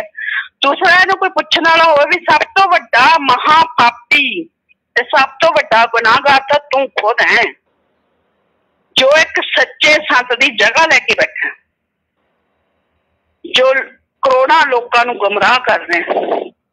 ਤੇਰੇ ਤੋਂ ਵੱਡਾ ਪਾਪੀ ਤੇ ਤੇਰੇ ਤੋਂ ਵੱਡਾ ਗੁਨਾਹਗਾਰ ਕੋਈ ਹੋ ਨਹੀਂ ਸਕਦਾ। ਉਸ ਤੋਂ ਵੱਡੇ ਗੁਨਾਹਗਾਰ ਜਿਹੜੇ ਤੇਰੇ ਆਲੇ ਦੁਆਲੇ ਬੈਠੇ ਹੈ, ਜਿਹੜੀ 2 ਘੜੀ ਦੀ ਉਹ ਔਰਤ ਬੈਠੀ ਹੈ, ਜਿਨ੍ਹਾਂ ਨੇ ਇੱਕ ਸੱਚੇ ਸੰਤ ਨੂੰ ਝੂਠਾ ਸਾਬਤ ਕਰਤਾ, ਉਹ ਵਕੀਲ ਬੈਠੇ ਹੈ, ਜਿਨ੍ਹਾਂ ਉਹ ਜੱਜ ਹੈ ਤੇ ਉਹ ਸਰਕਾਰਾਂ ਹੈ, ਜਿਨ੍ਹਾਂ ਨੇ ਇੱਕ ਸੱਚੇ ਸੰਤ ਤੇ ਐਡੇ ਐਡੇ ਵੱਡੇ ਦੋਸ਼ ਲਾ ਕੇ ਪਹਿਲਾਂ ਜੇਲ੍ਹ ਭੇਜਿਆ ਤੇ ਮੁੜ ਕੇ ਉਹਦੀ ਜਗ੍ਹਾ ਤੇ ਤੇਰੇ ਵਰਗੇ ਤਮਾਸ਼ਬੀਨ ਬਾਹਰ ਭੇਜ ਰਹੇ ਆ। ਤੁਹਾਡੇ ਤੋਂ ਵੱਡੇ ਗੁਨਾਹਗਾਰ ਤੇ ਪਾਪੀ ਕੌਣ ਹੋਣਗੇ? ਤੇ ਫਿਰ ਤੁਹਾਨੂੰ ਤਾਂ ਸਜ਼ਾ ਦੇ ਨਹੀਂ ਰਿਹਾ ਪਰਮਪਿਤਾ ਪਰਮਾਤਮਾ। ਤੁਸੀਂ ਵੀ ਸੋਚੋ ਆਪਣੇ ਬਾਰੇ। ਫਿਰ ਤੁਹਾਡੇ ਤੇ ਜਦੋਂ ਕਹਿ ਟੁੱਟੂਗਾ ਪਰਮਪਿਤਾ ਪਰਮਾਤਮਾ ਦਾ, ਫਿਰ ਤੁਹਾਡੇ ਲਈ ਤਾਂ ਕਿਸੇ ਨੇ ਅਰਦਾਸ ਵੀ ਨਹੀਂ ਕਰਨੀ। ਸ਼ਾਇਦ ਇਹਨਾਂ ਲੋਕਾਂ ਨੂੰ ਡਰ ਨਹੀਂ ਲੱਗਦਾ। ਸੰਤਾਂ ਦਾ ਇਹਨਾਂ ਨੇ ਤਮਾਸ਼ਾ ਬਣਾ ਕੇ ਰੱਖ ਦਿੱਤਾ। गुरु पिताई दी एडी वड्डी महान शख्सियत जो है, इन्नी परसनैलिटी है गुरु पिताई दी, इन्ने वो जो करैक्टर दा उन्हां दा उच्चा ते सुच्चा, उस महान शख्सियत दा तमाशा बना के रख दिंदा जदों भी ये बंदा आउंदा है, जदों भी इस तमाशबी नूं लिआंदा जांदा है। अज खट्टर एक इंटरव्यू दे विच बड़ा ऐ जिवें भिज्जी बिल्ली बैठी हुंदी है ना, ऐ बोल रहा है। जदों तां 2017 दे विच इंटरव्यू तुसीं देख लो खट्टर दियां, उदों तां बड़ा वध वध के बोलदा सी, कहंदा असीं सज़ा दित्ती है कासे वाले बाबे नूं, होर तां कोई दे ही नहीं सकिया सी, असीं इहनूं कहंदा मतलब कि अंदर जेल भेजिआ। ते अज किवें बैठा सीगा, अज आवाज ही नहीं आ रही सी बाहर ओदी, नहीं बस कोर्ट जो कर रही है वही कर रही है, असीं तां कुछ नहीं कर रहे, इस तां कोर्ट के हिसाब नाल ही उहनूं पैरोल मिल रही है। पहलां उहनूं 1-2 साल उहनूं ऐ नहीं पता भी 5 साल नहीं पैरोल मिली, कहंदा 1-2 साल नहीं मिली पहलां, फिर बस ओहदा जिवें हक सी असीं उहनूं दे रहे हैं। हुण ओह दूजी बार आया, तीजी बार आया, उहनूं ऐ नहीं पता। एक सीएम है, कमाल दी गल है, किवें ओह घबराया होया बोल रहा है। जदों सवाल पुछ लें NDTV वाले ने या तुसीं बार-बार राम रहीम नूं पैरोल दे रहे हैं, ते उत्थे तुसीं खट्टर दी इंटरव्यू देखो तां किवें घबराया होया बोल रहा हो, जिवें उहनूं किसे तो डर लग रहा होवे। गुरु प्यारी साध संगत जी, जो जे तमाशे अपने सामने हो रहे हैं ना, ये दिनों दिन हजे होर वधने हैं। ये काल महाकाल ने आपकी पूरी अत चकनी है। अजे तो इनू इस तरह लगता है यूपी वाले नूं भी शायद भी मेरा किसी नूं पता ही नहीं लग रहा। जो चलाकियां असीं खेड रहे हैं, डेरे दी मैनेजमेंट नूं भी ऐ लगता भी जो चलाकियां असीं खेड रहे हैं शायद किसी नूं पता ही नहीं लग रही। चाह फेस वर्सेस वर्डिक्ट दी कल्ली टीम है जो बोल रही है, बाकी का सारा मीडिया, बाकी का सारी जो चाहे हाई कोर्ट है, सुप्रीम कोर्ट है, चाहे कोई सेंटर सरकार है, चाहे स्टेट सरकार है, तो साडे नाल ही है। पर यह भुल जाते हैं कि तुसी जो कुछ कर रहे हैं ना, जो तुसी महापाप के एडे एडे वड्डे गुनाह कर रहे हैं ना, यदी माफी किते भी नहीं है, यदी सजा तुहानूं एक दिन मिलेगी नहीं। गुरु पिताई कहंदे हुंदे सी भी बस वो मालक ना आपदी आई ते कदे आवे ना, ते जे वो आपदी आई ते आ गया ना फिर नासी धुआं लिया दूगा। ये गुरु पिताई दे वचन है। ये कहना ना तू रक्षक है ते दया दा सागर है, तू बच्चों नूं माफ कर दे, माफियां मंगी जांदा है, इस कहर नूं रोक दे ते माफ कर दे। पर गुरु पिताई कहंदे हुंदे सी जे तुसीं चलाकियां ना छड्डियां, जे तुसीं चलाकियां ना छड्डियां तां फिर जे वो मालक आपदी आई ते आ गया, जेड़े कहंदे ना हुण भी देखांगे की हो जू, फिर तुसीं नहीं देखोगे, दुनिया देखोगी। गुरु पिताई दे वचन है। ते जेड़े डेरे दी माया खान दा सोचदे है, उत्थे गुरु पिताई कहंदे हुंदे ताड़ियां मारते फिरोगे गलियां दे विच, मंगते हो जाओगे मंगते। गुरु पिताई ने कदे इन्हां लोकां वास्ते माफियां नहीं मंगीआं सी। इत्थों तक गुरु पिताई कहंदे सी जब तक मालक ने पर्दा रखिया उन्ना चिर ही पर्दा है, जिस दिन मालक ने पर्दा चकता उस दिन छोटे छोटे बच्चों नूं पता लग जू तुसीं कौन है। इन्हां नूं कहंदे हुंदे प्रबंधकां वाल हत्थ करके कहंदे हुंदे सी गुरु पिताई। ते अज जे अपने आप नूं इन्ना मतलब कि हुशियारियां चलाकियां जेड़ा ये सारा कुछ चल रहा ना, इहदे नाल परमात्मा दा कहर अजे हो टुटूगा। पिताई कहंदे हुंदे सी जे काल दा कोई है तां फिर साडा भी कोई है, संतां दा भी कोई हुंदा है, संतां दा भी वो दयाल हुंदा है, कुल मालक आप हुंदा है। संतां दे कारज आप सवारन आउंदा। जदों संतां दे एडे एडे कहर होण लग जाण तां फिर उदों कुदरत दे कहर टुटदे ही टुटदे। यूपी वाले भावें 1000 वारी अरदासां करदे, यूपी वाले दी अरदासां कम नहीं करनगियां। फिर जेड़ा पाप गुनाह एक खुद कर रहा है, ये आले दुआले वाले जी सारी मैनेजमेंट कमेटी कर रही है, सारे 85-45 जिन्ने लगे हुए हैं, सारा IT विंग कर रहा है। तो दो जनानी जी 2 पार्टी की जनानी बैठी है वो करवा रही है सारा कुछ। जरा एक गुनाह पता नहीं किन्ने क लोकां नूं होर नाल लैके मरनगे, किन्ना कि इन्हां दी भैड़ी सजा होऊ ते किवें परमात्मा दा क्रोध जिहड़ा, किवें गुस्सा जिहड़ा वो परमपिता परमात्मा दा फुटूगा, किवें कहर हजे दुनिया ते बरसूगा, ये तां आउण वाला समय ही दसू। पर इन्हां नूं डर नहीं लगदा। आके हमेशा ही यूपी वाले की एक खासियत रही है बस आके उन्नी क गल करनी है जिन्नी क बीजेपी वाले जा रहे वाले नूं पिछों हुक्म करदे आ।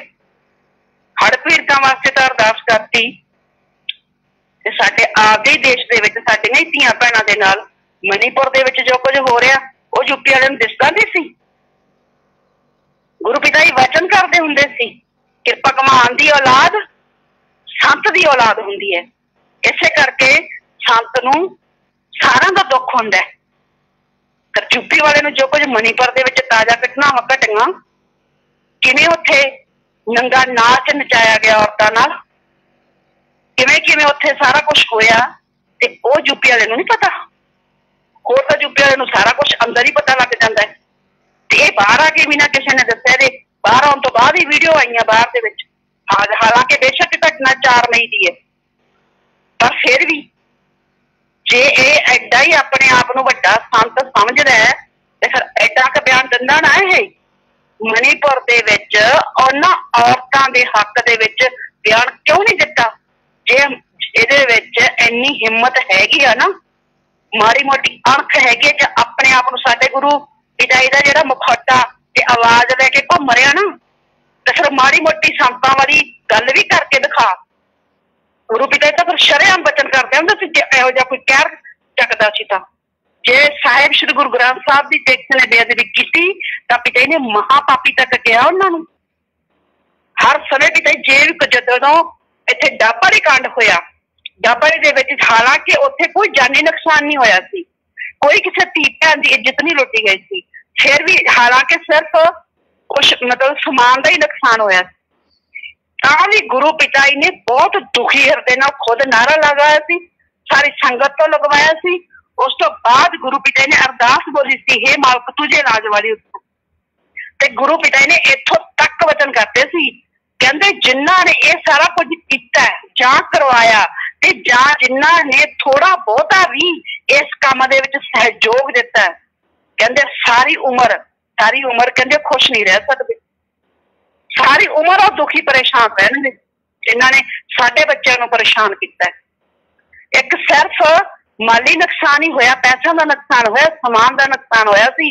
इन्ने जी गुरु पिता ने डाबारी वाले कांड ते ये कहता सी कि वो कदे भी खुश नहीं रहणगे जिन्ना लोगों ने सोचा भी साडे बच्चों को परेशान करन दा।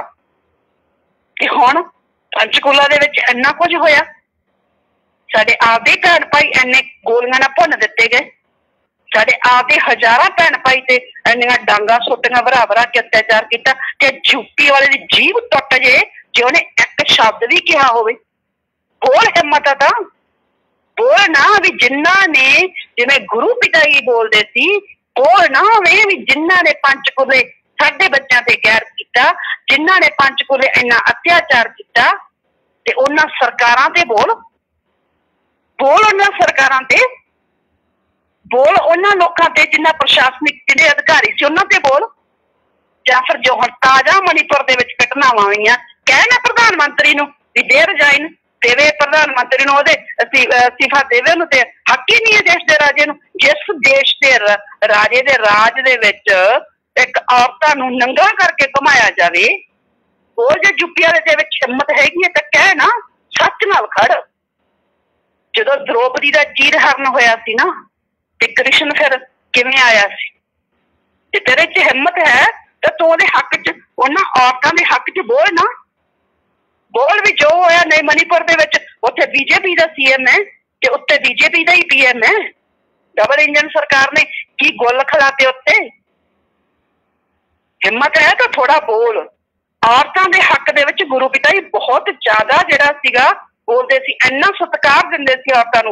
पिता जी जे कहंदे सी ना करके भी दिखाउंदे सी। जे पिता जी ने कन्या भरूण हत्या की गल कीती 90 तो लैके आदे सत्संगां दे विच तां गुरु पिता जी ने करके भी दिखाया, रोकिया इस चीज नूं, संगत तो हथ खड़े करवा के नारे लगवाए। जे पिता जी ने उस तो बाद लड़की के सन्मान की गल की तां पिता जी ने अपनियां बेटियां दा भी बहुत सन्मान करवाया ते जिहड़ियां मतलब कि जिन्नियां भी 6 करोड़ पिता जी कहंदे सी साडियां भाई 3 करोड़ बेटियां साडियां अपनियां ही बेटियां पूरा सन्मान करते पिता ने। इत्थों तक कि इन लड़कियां नूं सन्मान देने वास्ते ही जिहड़ियां विपासना ते शोभा वर्गियां ने लड़कियां सी पिता ने प्रबंध कराइयां ताकि लोकां दे विच इक मिसाल बने। ਤਾਂ ਫਿਰ ਅੱਜ यूपी वाले ਦੇ ਫਿਰ ਦੰਦਲਾਂ ਕਿਉਂ ਪੈ ਰਹੀਆਂ? ਅੱਜ ਸਾਡੇ ਹੀ ਦੇਸ਼ ਦੀਆਂ ਧੀਆਂ ਭੈਣਾਂ, ਉੱਥੋਂ ਦਾ ਜਿਹੜਾ CM ਹੈ, BJP ਦਾ CM ਆ ਉੱਥੇ ਮਣੀਪੁਰ ਦੇ ਵਿੱਚ, ਖੁਦ ਕਹਿ ਰਿਹਾ, ਤੁਸੀਂ ਤਾਂ ਕਹਿੰਦਾ ਇੱਕ ਵੀਡੀਓ ਦੇਖੀ ਹੈ, ਕਹਿੰਦਾ ਇੱਥੇ ਤਾਂ ਹਜ਼ਾਰਾਂ ਘਟਨਾਵਾਂ ਇਸ ਤਰ੍ਹਾਂ ਦੀਆਂ ਘਟ ਰਹੀਆਂ। ਕਮਾਲ ਦਾ ਮਤਲਬ ਹਜ਼ਾਰਾਂ ਔਰਤਾਂ ਨੂੰ ਨੰਗਾ ਕਰਕੇ ਸੜਕਾਂ ਤੇ ਘੁਮਾਇਆ ਜਾ ਰਿਹਾ ਹੈ, ਤੇ ਇੱਥੇ ਸਾਡੇ ਮਤਲਬ ਕਿ ਦੇਸ਼ ਦਾ ਪ੍ਰਧਾਨ ਮੰਤਰੀ ਨਹੀਂ ਬੋਲਦਾ, ਤੇ ਨਾਲ ਦੀ ਨਾਲ ਫਿਰ यूपी ਵਾਲਾ ਵੀ ਕੁਝ ਨਹੀਂ ਬੋਲਦਾ। ਗੁਰੂ ਪਿਆਰੀ ਸਾਧ ਸੰਗਤ ਜੀ, ਜਿਹੜੀਆਂ ਸਾਜ਼ਿਸ਼ਾਂ, ਜਿਹੜੀ ਰਾਜਨੀਤੀ यूपी ਦੇ ਵਿੱਚ ਚੱਲ ਰਹੀ ਹੈ ਨਾ, ਇਹਨੂੰ ਸਮਝੋ। ਜਿੰਨਾ ਕਿ ਇਹਦਾ ਮੂੰਹ ਖੋਲਣ ਵਾਸਤੇ ਇਹਨੂੰ ਆਗਿਆ ਦਿੱਤੀ ਜਾਂਦੀ ਹੈ, ਹੁਕਮ ਦਿੱਤਾ ਜਾਂਦਾ ਹੈ, ਇਹ ਉਹਨਾਂ ਕੀ ਮੂੰਹ ਖੋਲਦਾ ਹੈ। ਪਰ ਜਦੋਂ ਕਿ ਸੱਚੇ ਸੰਤ ਹਮੇਸ਼ਾ ਸੱਚ ਨਾਲ ਖੜਦੇ ਹੈ। ਸੱਚੇ ਸੰਤ ਕਦੇ ਬੁਰਾਈ ਦਾ ਸਾਥ ਨਹੀਂ ਦਿੰਦੇ, ਤੇ ਸੱਚੇ ਸੰਤ ਕਦੇ ਬੁਰਾਈ ਦੇ ਅੱਗੇ ਝੁਕਦੇ ਨਹੀਂ ਹੈ। ਸੱਚ ਕਹਿਣ ਦੀ ਹਿੰਮਤ ਹੈ ਤਾਂ ਉਹ ਸੱਚੇ ਸੰਤਾਂ 'ਚ ਹੁੰਦੀ ਹੈ, ਆਮ ਬੰਦਾ ਨਹੀਂ ਕਹਿ ਸਕਦਾ ਸੱਚ। ਤੇ ਫਿਰ यूपी ਵਾਲਾ ਹਿੰਮਤ ਦਿਖਾਵੇ, ਥੋੜਾ ਜਿਹਾ ਅੱਗੇ ਆਵੇ ਹੁਣ ਫਿਰ, ਕਿਉਂਕਿ ਮੈਂ ਇੱਕ ਔਰਤ ਹਾਂ, ਮੈਨੂੰ ਪਤਾ ਹੈ ਜਦੋਂ ਕਿਸੇ ਔਰਤ ਨੂੰ ਬਿਲਕੁਲ ਨੰਗਾ ਕਰਕੇ ਸੜਕਾਂ ਤੇ ਘੁਮਾਇਆ ਜਾਂਦਾ ਤਾਂ ਉਹਦੇ ਤੇ ਕੀ ਬੀਤਦੀ ਹੈ। ਤੇ ਫਿਰ ਹੁਣ ਫਿਰ यूपी ਵਾਲਾ ਦਿਲ ਆ ਜਿਹੜਾ, ਇੰਨਾ ਕਿਉਂ ਪੱਥਰ ਹੋਇਆ ਬੈਠਾ? ਉਹ ਸੰਤ ਤਾਂ ਨਹੀਂ ਪੱਥਰ ਹੋ ਸਕਦੇ। ਗੁਰੂ ਪਿਆਰੀ ਸਾਧ ਸੰਗਤ ਜੀ, ਇਹਨਾਂ ਸਵਾਲਾਂ ਦੇ ਜਵਾਬ ਕੌਣ ਦੇਊਗਾ? ਇੱਕ ਕੱਲਾ ਮਖੌਟਾ ਪਾ ਕੇ ਤੇ ਆਰਟੀਫਿਸ਼ਲ ਇੰਟੈਲੀਜੈਂਸ ਰਾਹੀਂ ਮਤਲਬ ਤੁਸੀਂ ਆਵਾਜ਼ ਪੈਦਾ ਕਰਕੇ ਆਪਣੇ ਆਪ ਨੂੰ ਸੱਚਾ ਸੰਤ ਸਾਬਤ ਨਹੀਂ ਕਰ ਸਕਦੇ। ਸੱਚੇ ਸੰਤ ਦੇ ਬਹੁਤ ਸਾਰੇ ਗੁਣ ਹੁੰਦੇ ਹੈ। ਇਹਨਾਂ ਸਾਰੇ ਸਰਕਾਰਾਂ ਨੇ ਤੇ ਗਦਾਰਾਂ ਨੇ ਕੀ ਸੋਚਿਆ ਵੀ ਆ ਚੰਗਾ ਆਪਾਂ ਇੱਕ ਮਖੌਟਾ ਬਣਾ ਲਓ ਤੇ ਇੱਕ ਨਾ ਨਹੀਂ ਹੁੰਦਾ ਕੱਢ ਲਓ ਆਵਾਜ਼। ਉਹ ਤਾਂ ਪਤਾ ਹੀ ਸੀ ਵੀ ਆਰਟੀਫਿਸ਼ਲ ਇੰਟੈਲੀਜੈਂਸ ਆ ਹੀ ਰਹੀ ਹੈ ਬਾਹਰਲੇ ਦੇਸ਼ਾਂ ਦੇ ਵਿੱਚ, ਇਹਦਾ ਚੱਲ ਹੀ ਰਿਹਾ ਸੀ ਕੰਮ, ਤੇ ਬਣਾ ਲਓ ਇੱਕ ਹੋਰ ਨਕਲੀ ਰਾਮ ਰਹੀਮ।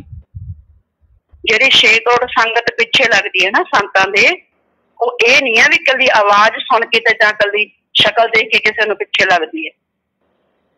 ਆਤਮਾ ਤੇ ਪਰਮਾਤਮਾ, ਜੋ ਸੰਤ ਹੁੰਦੇ ਆ ਉਹ ਇੱਕ ਪਰਮਾਤਮਾ ਦਾ ਰੂਪ ਹੁੰਦਾ ਹੈ। ਆਤਮਾਵਾਂ ਖਿੱਚੀਆਂ ਤੁਰੀਆਂ ਜਾਂਦੀਆਂ ਉਹਨਾਂ ਵੱਲ। ਸੰਤਾਂ ਦੇ, ਸੱਚੇ ਸੰਤਾਂ ਦੇ ਬਹੁਤ ਸਾਰੇ ਲੱਛਣ ਹੁੰਦੇ ਆ ਹੋਰ ਵੀ। ਸੰਤ ਜਿੱਥੇ ਖੜ ਜਾਣ, ਜਿੱਥੇ ਬੈਠ ਜਾਣ, ਜਿਹੜੀ ਗੱਲ ਬੋਲਦੇ ਨੇ ਉਹ ਆਪਣੇ ਆਪ ਹੀ ਹੋਣ ਲੱਗ ਜਾਂਦੀ ਹੈ ਉਵੇਂ ਹੀ। ਮਾਨਸਾ ਦੇ ਵਿੱਚ ਸਤਸੰਗ ਸੀ, ਜਿਵੇਂ ਮੋਹਿਤ ਬੇਟਾ ਵੀ ਉਦਾਹਰਨ ਦੇ ਰਿਹਾ ਸੀ, ਤਾਂ ਜ਼ਿੰਮੇਵਾਰਾਂ ਨੇ ਇੱਥੇ ਬਹੁਤ ਜ਼ਿਆਦਾ ਗਰਮੀ ਸੀ ਤੇ ਬਹੁਤ ਜ਼ਿਆਦਾ ਧੁੱਪ ਸੀ। ਗੁਰੂ ਪਿਤਾ ਹੀ ਸਟੇਜ ਤੇ ਆਏ, ਜ਼ਿੰਮੇਵਾਰਾਂ ਨੇ ਛਾਇਆਵਾਨ ਨਹੀਂ ਪੂਰੇ ਲਾਏ, ਅੱਧੀ ਸੰਗਤ ਧੁੱਪੇ ਬੈਠੀ ਸੀ। ਜਦੋਂ ਗੁਰੂ ਪਿਤਾ ਸਟੇਜ ਤੇ ਆਏ, ਆ ਕੇ ਕਿਹਾ, ਦੇਖਿਆ, ਕਹਿੰਦੇ ਭਾਈ ਅੱਧੀ ਸੰਗਤ ਧੁੱਪੇ ਬੈਠੀ ਹੈ, ਕੀ ਗੱਲ? ਕਹਿੰਦੇ ਤੁਸੀਂ ਛਾਇਆਵਾਨ ਪੂਰੇ ਕਿਉਂ ਨਹੀਂ ਲਾਏ? ਤਾਂ ਫਿਰ ਗੁਰੂ ਪਿਤਾ ਨੇ ਇਹਨਾਂ ਨੂੰ ਝਿੜਕਿਆ ਤੇ ਨਾਲ ਦੀ ਨਾਲ ਗੁਰੂ ਪਿਤਾ ਕਹਿੰਦੇ ਸਾਨੂੰ ਡਰਦਾ ਹੈ, ਸਾਡੀ ਸੰਗਤ ਹੈ। ਨਾਲ ਦੀ ਨਾਲ ਗੁਰੂ ਪਿਤਾ ਨੇ ਉੱਪਰ ਦੇਖਿਆ, ਉੱਪਰ ਦੇਖਦੇ ਗਏ ਤੇ ਨਾਲ ਦੀ ਨਾਲ ਹੀ ਬੱਦਲ ਹੁੰਦੇ ਗਏ। ਉਸ ਤੋਂ ਬਾਅਦ ਮਾਨਸਾ ਦੇ ਵਿੱਚ ਮੀਂਹ ਵੀ ਆਇਆ। ਬਹੁਤ ਸਾਰੇ ਲੋਕ ਗਵਾਹ ਹੈ। ਸੰਤ ਤਵੱਜੋ ਦੇ ਕੇ ਕੋਈ ਅਰਦਾਸ ਕਰ ਦੇਣ, ਸੰਤ ਤਵੱਜੋ ਦੇ ਕੇ ਕਿਸੇ ਵੱਲ ਕੋਈ ਦ੍ਰਿਸ਼ਟੀ ਪਾ ਦੇਣ, ਤੇ ਹੋ ਨਹੀਂ ਸਕਦਾ, ਖੁਦ ਭਗਵਾਨ ਵੀ ਨਹੀਂ ਮੋੜ ਸਕਦਾ। ਸੰਤ ਜਿਹੜੇ ਹੈਗੇ ਪੂਰੀ ਪਾਵਰ ਲੈ ਕੇ ਇਸ ਧਰਤੀ ਤੇ ਆਉਂਦੇ ਆ। ਮਸਤਾਨਾ ਹੀ ਮਹਾਰਾਜ ਕਹਿੰਦੇ ਹੁੰਦੇ ਸੀ, ਗ੍ਰੰਥ ਦੇ ਵਿੱਚ ਵੀ ਲਿਖਿਆ ਕਿ ਸੱਚ, ਜਿਹੜਾ ਸੱਚਾ ਸੰਤ ਹੈ ਨਾ, ਉਹਨਾਂ ਦੇ ਜਿਹੜੇ ਪੈਰ ਆ ਉਹ ਜ਼ਮੀਨ ਤੇ ਹੁੰਦੇ, ਜਿਹੜਾ ਸਿਰ ਆ ਉਹ ਸੱਚਖੰਡ ਚ ਰਹਿੰਦਾ। ਤੇ ਗੁਰੂ ਪਿਤਾ ਜੀ ਦੇ ਵਚਨ ਹੈ, ਕਹਿੰਦੇ ਸੱਚਾ ਸੰਤ ਸਿਮਰਨ ਨਹੀਂ, ਜਿਵੇਂ ਇਹਦਾ ਸਿਮਰਨ ਦਾ ਨਾਟਕ ਕਰਦਾ ਸੀ ਨਾ, ਵੀਡੀਓ ਪਾਈਆਂ ਸੀ ਇਹਨੇ ਸਿਮਰਨ ਕਰਨ ਦੀਆਂ। ਗੁਰੂ ਪਿਤਾ ਜੀ ਦੇ ਵਚਨ ਹੈ, ਕਹਿੰਦੇ ਸੱਚਾ ਸੰਤ ਸਿਮਰਨ ਨਹੀਂ, ਕਹਿੰਦੇ ਉਹ ਤਾਂ 24 ਘੰਟੇ ਦੀ ਉਹਦੀ ਤਾਰ ਉਹ ਸੱਚਖੰਡ ਨਾਲ ਜੁੜੀ ਰਹਿੰਦੀ ਹੈ। ਐਵੇਂ ਥੋੜੀ ਉਹ ਕਹਿੰਦੇ ਵੀ ਜੈਸੇ ਮੈਂ ਆਵੇ ਕਸਮ ਕੀ ਬਾਣੀ ਦਸ ਦਾ ਕਰੀ ਗਿਆਨ ਵੇ ਲਾ ਲਓ। ਉਹਨਾਂ ਦੀਆਂ ਤਾਰਾਂ ਹਮੇਸ਼ਾ ਹੀ ਉੱਪਰ ਜੁੜੀਆਂ ਰਹਿੰਦੀਆਂ।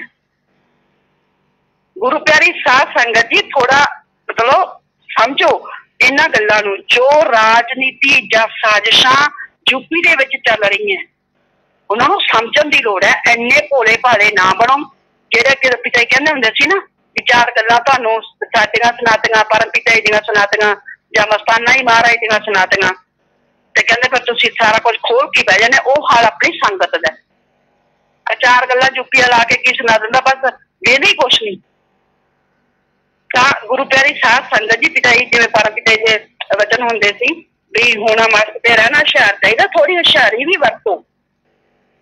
ਜਿਹੜਾ ਕੁਛ ਲੁਧਿਆਣੇ ਦੇ ਨਾਮ ਚਰਚਾ ਘਰ ਦੇ ਵਿੱਚ ਹੋਇਆ, ਇਹ ਵੀ ਕੋਈ ਕਿਸੇ ਸੇਵਾਦਾਰ ਜਾਂ ਇੱਕ ਸਤਸੰਗੀ ਲਈ ਸ਼ੋਭਾ ਨਹੀਂ ਦਿੰਦਾ। ਗੁਰੂ ਪਿਤਾ ਜੀ ਇੰਨੇ ਜ਼ਿਆਦਾ ਇਹਨਾਂ ਗੱਲਾਂ ਵਾਸਤੇ ਸਖਤ ਸੀ। ਇੱਕ ਵਾਰ ਤਾਂ ਤੁਹਾਨੂੰ याद हो पिता जी मजलिस च आ रहे थे ਤਾਂ ਰਸਤੇ ਦੇ ਵਿੱਚ ਕੋਈ ਮਾਤਾ ਬੈਠੀ ਸੀ, ਮਤਲਬ ਕਿ ਮਾਤਾ ਬੈਠੀ ਹੋਣੀ ਬਜ਼ੁਰਗ ਸੀ। ਚਲੋ ਹੋ ਸਕਦਾ ਗੁਰੂ ਪਿਤਾ ਜੀ ਦੇ ਸਾਹਮਣੇ ਆਉਂਦੀ ਹੋਵੇ ਜਾਂ ਕਿਵੇਂ। ਤਾਂ ਸਿਕਿਉਰਿਟੀ ਵਾਲਿਆਂ ਨੇ ਉਸ ਮਾਤਾ ਨੂੰ ਬਹੁਤ ਗਲਤ ਬੋਲਿਆ ਤਾਂ ਪਿਤਾ ਜੀ ਨੇ ਸੁਣ ਲਿਆ। ਪਿਤਾ ਜੀ ਨੇ ਉੱਥੇ ਮਤਲਬ ਕਿ ਪਿਤਾ ਜੀ ਗੱਡੀ ਚ ਹੋਣਗੇ। ਪਿਤਾ ਜੀ ਜਦੋਂ ਸਟੇਜ ਤੇ ਆਏ, ਆਉਣ ਸਾਰ ਪਿਤਾ ਜੀ ਨੇ ਇਹ ਕਿਹਾ ਵੀ ਉਹ ਸਿਕਿਉਰਿਟੀ ਵਾਲੇ ਉਹਨਾਂ ਨੂੰ ਖੜਾ ਕੀਤਾ। ਕਹਿੰਦੇ ਵੀ ਤੁਸੀਂ ਮਤਲਬ ਕਿ ਠੀਕ ਹੈ, ਚਲੋ ਬਜ਼ੁਰਗ ਆ, ਉਹਨਾਂ ਨੂੰ ਨਹੀਂ ਪਤਾ ਲੱਗਾ, ਉਹ ਸਾਡੀ ਗੱਡੀ ਦੇ ਅੱਗੇ ਆ ਰਹੀ ਸੀ ਜਾਂ ਸਾਡੇ ਅੱਗੇ ਆ ਰਹੀ ਸੀ। ਕਹਿੰਦੇ ਪਰ ਇਹਦਾ ਮਤਲਬ ਇਹ ਥੋੜ੍ਹੀ ਤੁਸੀਂ ਇੰਨਾ ਜ਼ਿਆਦਾ ਗਲਤ ਬੋਲੋ। ਪਿਤਾ ਜੀ ਕਹਿੰਦੇ ਵੀ ਜੇ ਪ੍ਰੇਮ ਨਾਲ ਸੇਵਾ ਕਰਨੀ ਹੈ, ਪ੍ਰੇਮ ਨਾਲ ਬੋਲਣਾ ਹੁੰਦਾ ਤਾਂ ਸੇਵਾ ਕਰੋ, ਨਹੀਂ ਚੱਕੋ ਝੋਲੇ ਤੇ ਆਪਦੇ ਘਰੇ ਜਾਓ। ਗੁਰੂ ਪਿਤਾ ਜੀ ਨੇ ਵਚਨ ਕੀਤਾ ਹੋਇਆ ਹੈ ਕਿ ਸੇਵਾਦਾਰਾਂ ਲਈ ਪ੍ਰੇਮ ਨਾਲ ਬੋਲਣਾ ਚੌਥਾ ਵਚਨ ਹੈ। ਜਿਵੇਂ ਆਪਾਂ ਨਾਮ ਵੇਲੇ ਪਿਤਾ ਕਹਿੰਦੇ 3 ਵਚਨ ਦਿੰਦੇ ਆ ਪਿਤਾ ਸਾਰਿਆਂ ਨੂੰ, ਤੇ ਸੇਵਾਦਾਰਾਂ ਵਾਸਤੇ ਸਪੈਸ਼ਲ ਪਿਤਾ ਨੇ ਵਚਨ ਕੀਤੇ ਸੀ ਵੀ ਭਾਈ ਸਾਰਿਆਂ ਨਾਲ ਪ੍ਰੇਮ ਨਾਲ ਬੋਲਣਾ। ਇਹ ਤੁਹਾਡੇ ਲਈ ਚੌਥਾ ਵਚਨ ਹੈ ਤੇ ਸੇਵਾਦਾਰਾਂ ਵਾਸਤੇ 4 ਵਚਨ ਹੈ। ਤੇ ਜਿਹੜਾ 85 ਮੈਂਬਰ ਜਾਂ 45 ਮੈਂਬਰ ਜਾਂ ਜੋ ਵੀ ਜ਼ਿੰਮੇਵਾਰ ABC ਚਾਹੇ ਕੋਈ ਵੀ ਹੋਵੇ, ਜੇ ਉਹ ਗਲਤ ਵੀ ਬੋਲਦਾ ਕੁੱਟਮਾਰ ਤਾਂ ਬਹੁਤ ਦੂਰ ਦੀ ਗੱਲ ਹੈ। ਜੇ ਉਹ ਗਲਤ ਵੀ ਕਿਸੇ ਨੂੰ ਬੋਲਦਾ ਹੈ ਨਾ, ਤੇ ਉਹ ਵੀ ਗੁਰੂ ਪਿਤਾ ਜੀ ਦੇ ਵਚਨਾਂ ਅਨੁਸਾਰ ਚੌਥੇ ਵਚਨ ਦੀ ਕਾਟ ਕਰਦੇ ਆ। ਤੇ ਜੋ ਕੁਝ ਆਪਾਂ ਮਤਲਬ ਅੱਜ ਵੀਡੀਓ ਦੇਖੀ ਆ ਜਾਂ ਕਿਸੇ ਇੱਕ ਭੈਣ ਦਾ ਵੀ ਪੇਜ ਤੇ ਪਾਇਆ ਹੋਇਆ ਸੀ ਵੀ ਇਸ ਤਰ੍ਹਾਂ ਮਤਲਬ ਕਿ ਕੁੱਟਮਾਰ ਹੋਈ ਇੱਕ ਬਜ਼ੁਰਗ ਦੀ, ਉਹ ਵੀ 70 ਸਾਲ ਦੇ ਬਜ਼ੁਰਗ ਦੀ, ਤਾਂ ਇਹ ਬਹੁਤ ਜ਼ਿਆਦਾ ਗਲਤ ਹੈ। ਤੁਸੀਂ ਆਪ ਸਮਝੋ ਕਿ ਸਾਡੇ ਡੇਰੇ ਦੇ ਅੰਦਰ ਕਾਲ ਮਹਾਕਾਲ ਆ ਕੇ ਬੈਠ ਗਿਆ, ਕਿਉਂਕਿ ਜਦੋਂ ਉਹ ਉੱਥੇ ਯੂਪੀ ਦੇ ਵਿੱਚ ਜਿੱਥੋਂ ਸਾਰਾ ਹੁਕਮ ਜਾਰੀ ਹੋ ਰਿਹਾ, ਜਦੋਂ ਉਹੀ ਕਾਲ ਮਹਾਕਾਲ ਹੈ, ਜਿਸ ਵੀ ਜਗ੍ਹਾ ਨੂੰ ਚਾਹੇ ਉਹ ਜਗ੍ਹਾ ਕੋਈ ਵੀ ਹੋ, ਜਿਸ ਵੀ ਜਗ੍ਹਾ ਨੂੰ ਜਦੋਂ ਪੂਰਨ ਸੰਤ ਕੁੱਲ ਮਾਲਕ ਜਾਂ ਉਹਨਾਂ ਦੇ ਭੇਜੇ ਹੋਏ ਪੈਗੰਬਰ ਛੱਡ ਕੇ ਚਲੇ ਜਾਣ ਨਾ, ਜ਼ਰੂਰ ਉੱਥੇ ਕੋਈ ਕਾਰਨ ਹੁੰਦਾ ਹੈ। ਜੇ ਗੁਰੂ ਪਿਤਾ ਜੀ ਡੇਰਾ ਛੱਡ ਕੇ ਗਏ ਆ ਨਾ, ਤੇ ਇਹਦੇ ਪਿੱਛੇ ਬਹੁਤ ਵੱਡੇ ਕਾਰਨ ਹੈ। ਐ ਨਾ ਸਮਝੋ, ਜਦੋਂ ਕੁੱਲ ਮਾਲਕ ਆਪ ਹੀ ਡੇਰਾ ਛੱਡ ਕੇ ਚਲਾ ਗਿਆ ਤੇ ਫਿਰ ਕਾਲ ਮਹਾਕਾਲ ਨੇ ਤਾਂ ਅੰਦਰ ਆਉਣਾ ਹੀ ਸੀ।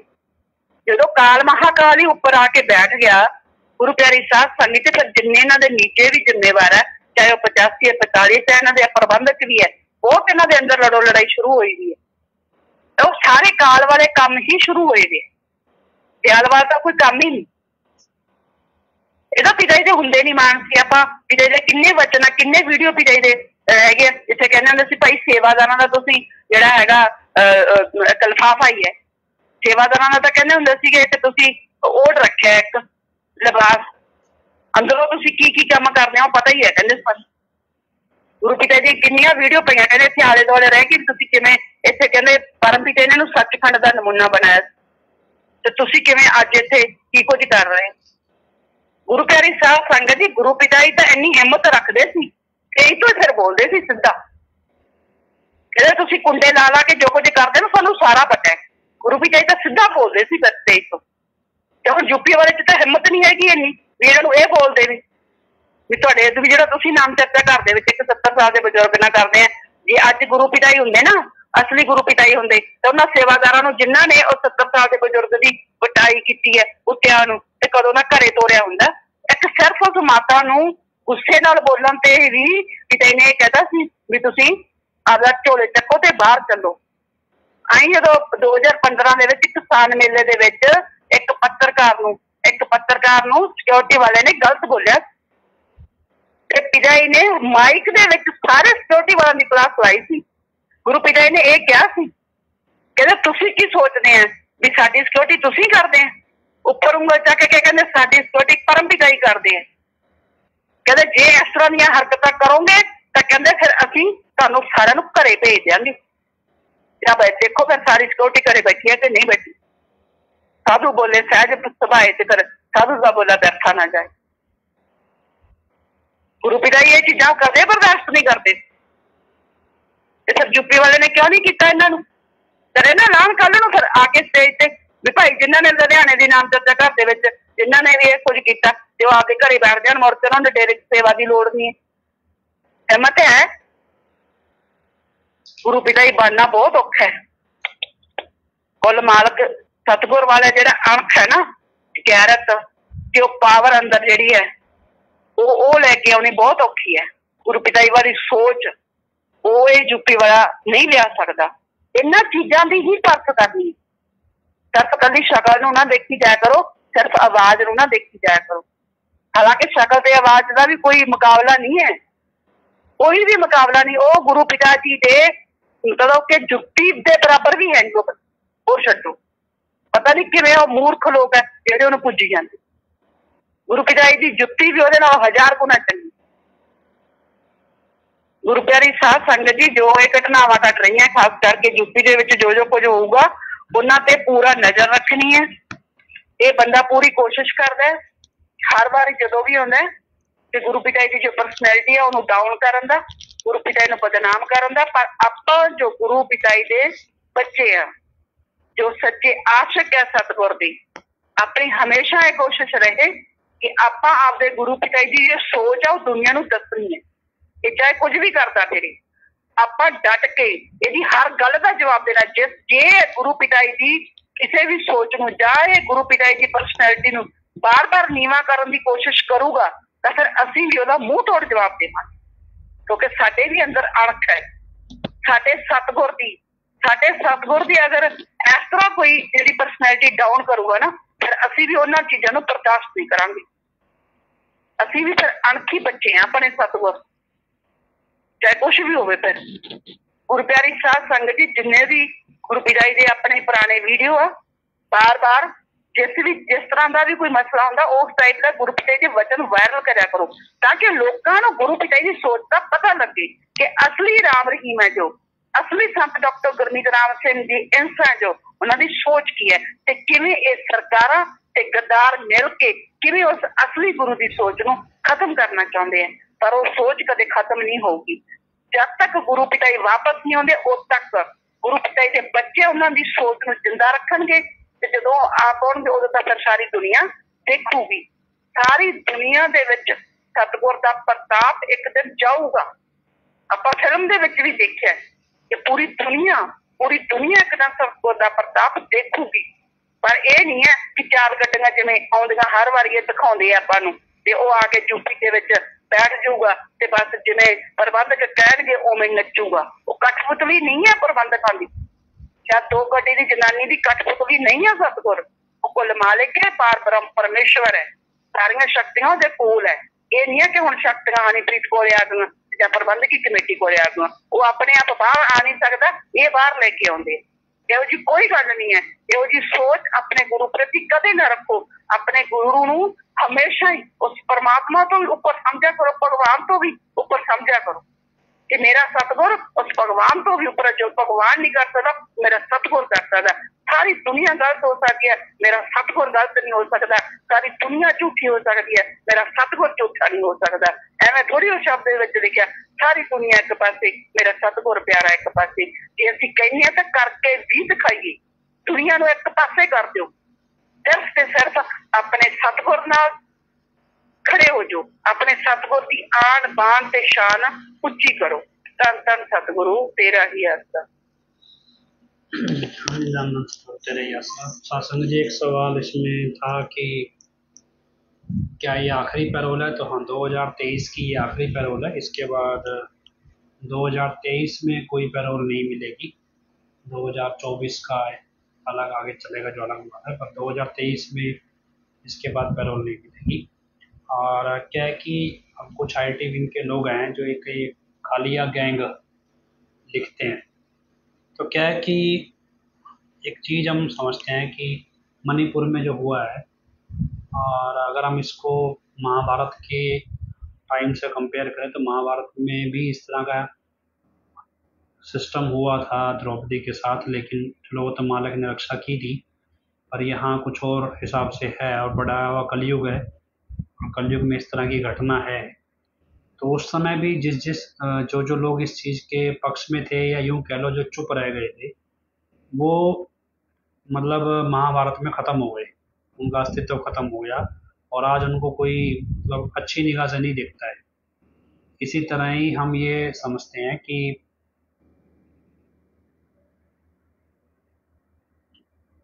मोहित भाई कुछ क्वेश्चन शेयर किए हैं, प्लीज़ अपडेटेड। क्वेश्चन पता नहीं भाई खुद से शेयर किए। देख लेंगे। तो अब मेरे पास फ़ोन वगैरह तो है नहीं, कहाँ शेयर किए हैं मालूम नहीं। तो क्या है कि मणिपुर की घटना के बाद ये चीज़ हम क्लियर रखें भी, ये आपको लगता है भी ये अचानक होने वाली घटना है। जितना मैं, मेरी अपनी नॉलेज है और मैं इतनी नॉलेज रखता हूँ जितना मुझे पता है कि मैं हार्डकोर क्राइम जो होता है ना, जिसे ऑर्गेनाइज क्राइम कहते हैं, ऑर्गेनाइज मतलब सामूहिक क्राइम जो होता है, जो बहुत सारे लोग मिलके करते हैं, तो उसको लेके मैंने काफ़ी स्टडी की है, ऑर्गेनाइज क्राइम्स को लेके। उसके हिसाब से जितनी मेरी नॉलेज है, तो ये सारा कुछ जो मणिपुर में हो रहा है, ये सेंट्रल गवर्नमेंट की ही प्लानिंग से हो रहा है। ये कोई अचानक होने वाली घटना नहीं, ये प्लान्ड वायलेंस है। ये कोई ऐसा नहीं है भी एक समुदाय दूसरे से नाराज चल रहा है, ये सब कुछ प्लान्ड है। और ये इस तरह की वायलेंस अभी आपको मणिपुर में मिल रही है, जो मेरी कैलकुलेशन कहती है भी इससे बढ़ के वायलेंस आपको पंजाब में देखने को मिलेगी आने वाले टाइम में। अगर ये हालात रहे तो ऐसे में मतलब हम ये कर रहे हैं कि हम ओपन तौर पे ये कहेंगे भी महाभारत में जो स्टेज कौरवों की थी वो आज भाजपा की है। तो इसलिए अपनी तरफ से इसका विरोध, चाहे आप फेसबुक के जरिए चाहे आप ट्विटर के जरिए आप दर्ज करो भी ये जो हुआ है ये गलत है, और जो मौके की सरकार ने गलत किया है, और सरकारी सहमति में ये हो रहा है, और हम इसमें ऐसे सरकार के पक्ष में नहीं है, ऐसी सरकार के जिनके राज में ये सब कुछ हो रहा है। उससे क्या है कि कम से कम आप ईश्वर की निगाह में सच्चे हैं। और जो महाभारत में जो कंडीशन देखो आपने, उनका जिसने थोड़ा बहुत भी साथ दिया तो कृष्ण जी ने किसी को नहीं छोड़ा। तो इसी तरह ये आज के कलयुग की महाभारत कुछ इसी तरह की शायद बढ़ रही है। दूसरा ये, क्योंकि ये लोग जो कहें ये बिल्कुल अंधे हैं, बहरे हैं, इनके अंदर रिश्तों की, इन चीज़ों की समझ कह लो या अकल कह लो या फिर मर्यादाओं की इनको मतलब बेशर्मी है। अब क्योंकि ना तो ये पुरुष की श्रेणी में आते हैं, पुरुष होते तो मर्दानगी की श्रेणी होती है, मर्दानगी होती है जिसको अपने देश की बहन बेटियों की इज्जत की परवाह होती है। स्त्री होगी तो उसको वैसे अपनी लज्जा स्वाभिमान की परवाह होती है। तो इसलिए अब हम यूपी वाले गैंग को यूपी वाला गैंग ना कह के इनको खुसरा गैंग कहा करेंगे। भी वो खुसरे हैं, भी इनको किसी का ही नहीं पता है। अभी क्या है कि हालांकि पिताई ने जो किन्नर है उनको तो सुख दुआ समाज बोल दिया है, तो उनके हमारे लिए जो एक्चुअल किन्नर है वो तो सुख दुआ समाज है, लेकिन इनके लिए अब हमने एक नया नाम रखेंगे। तो आज से यूपी वाले के जितने भी चेले हैं और यूपी वाले का जो भी ये सिस्टम है, तो यूपी वाले को हम खुसरा गैंग कहा करेंगे, भी खुसरा गैंग। तो कम से कम इनको शर्म आएगी भी जो हालात देश में हो रहे हैं उनमें ये उन लोगों के समर्थन में है जो जिनके लिए समाज में रिश्ते नाते कोई मायने नहीं रखते। तो ये चीज़ हम सोच के चलेंगे। तो खैर सवाल एक संदीप जी बार बार कह रहे थे हेयर द क्वेश्चन, तो क्वेश्चन कहाँ है तो दिखा नहीं अभी तक।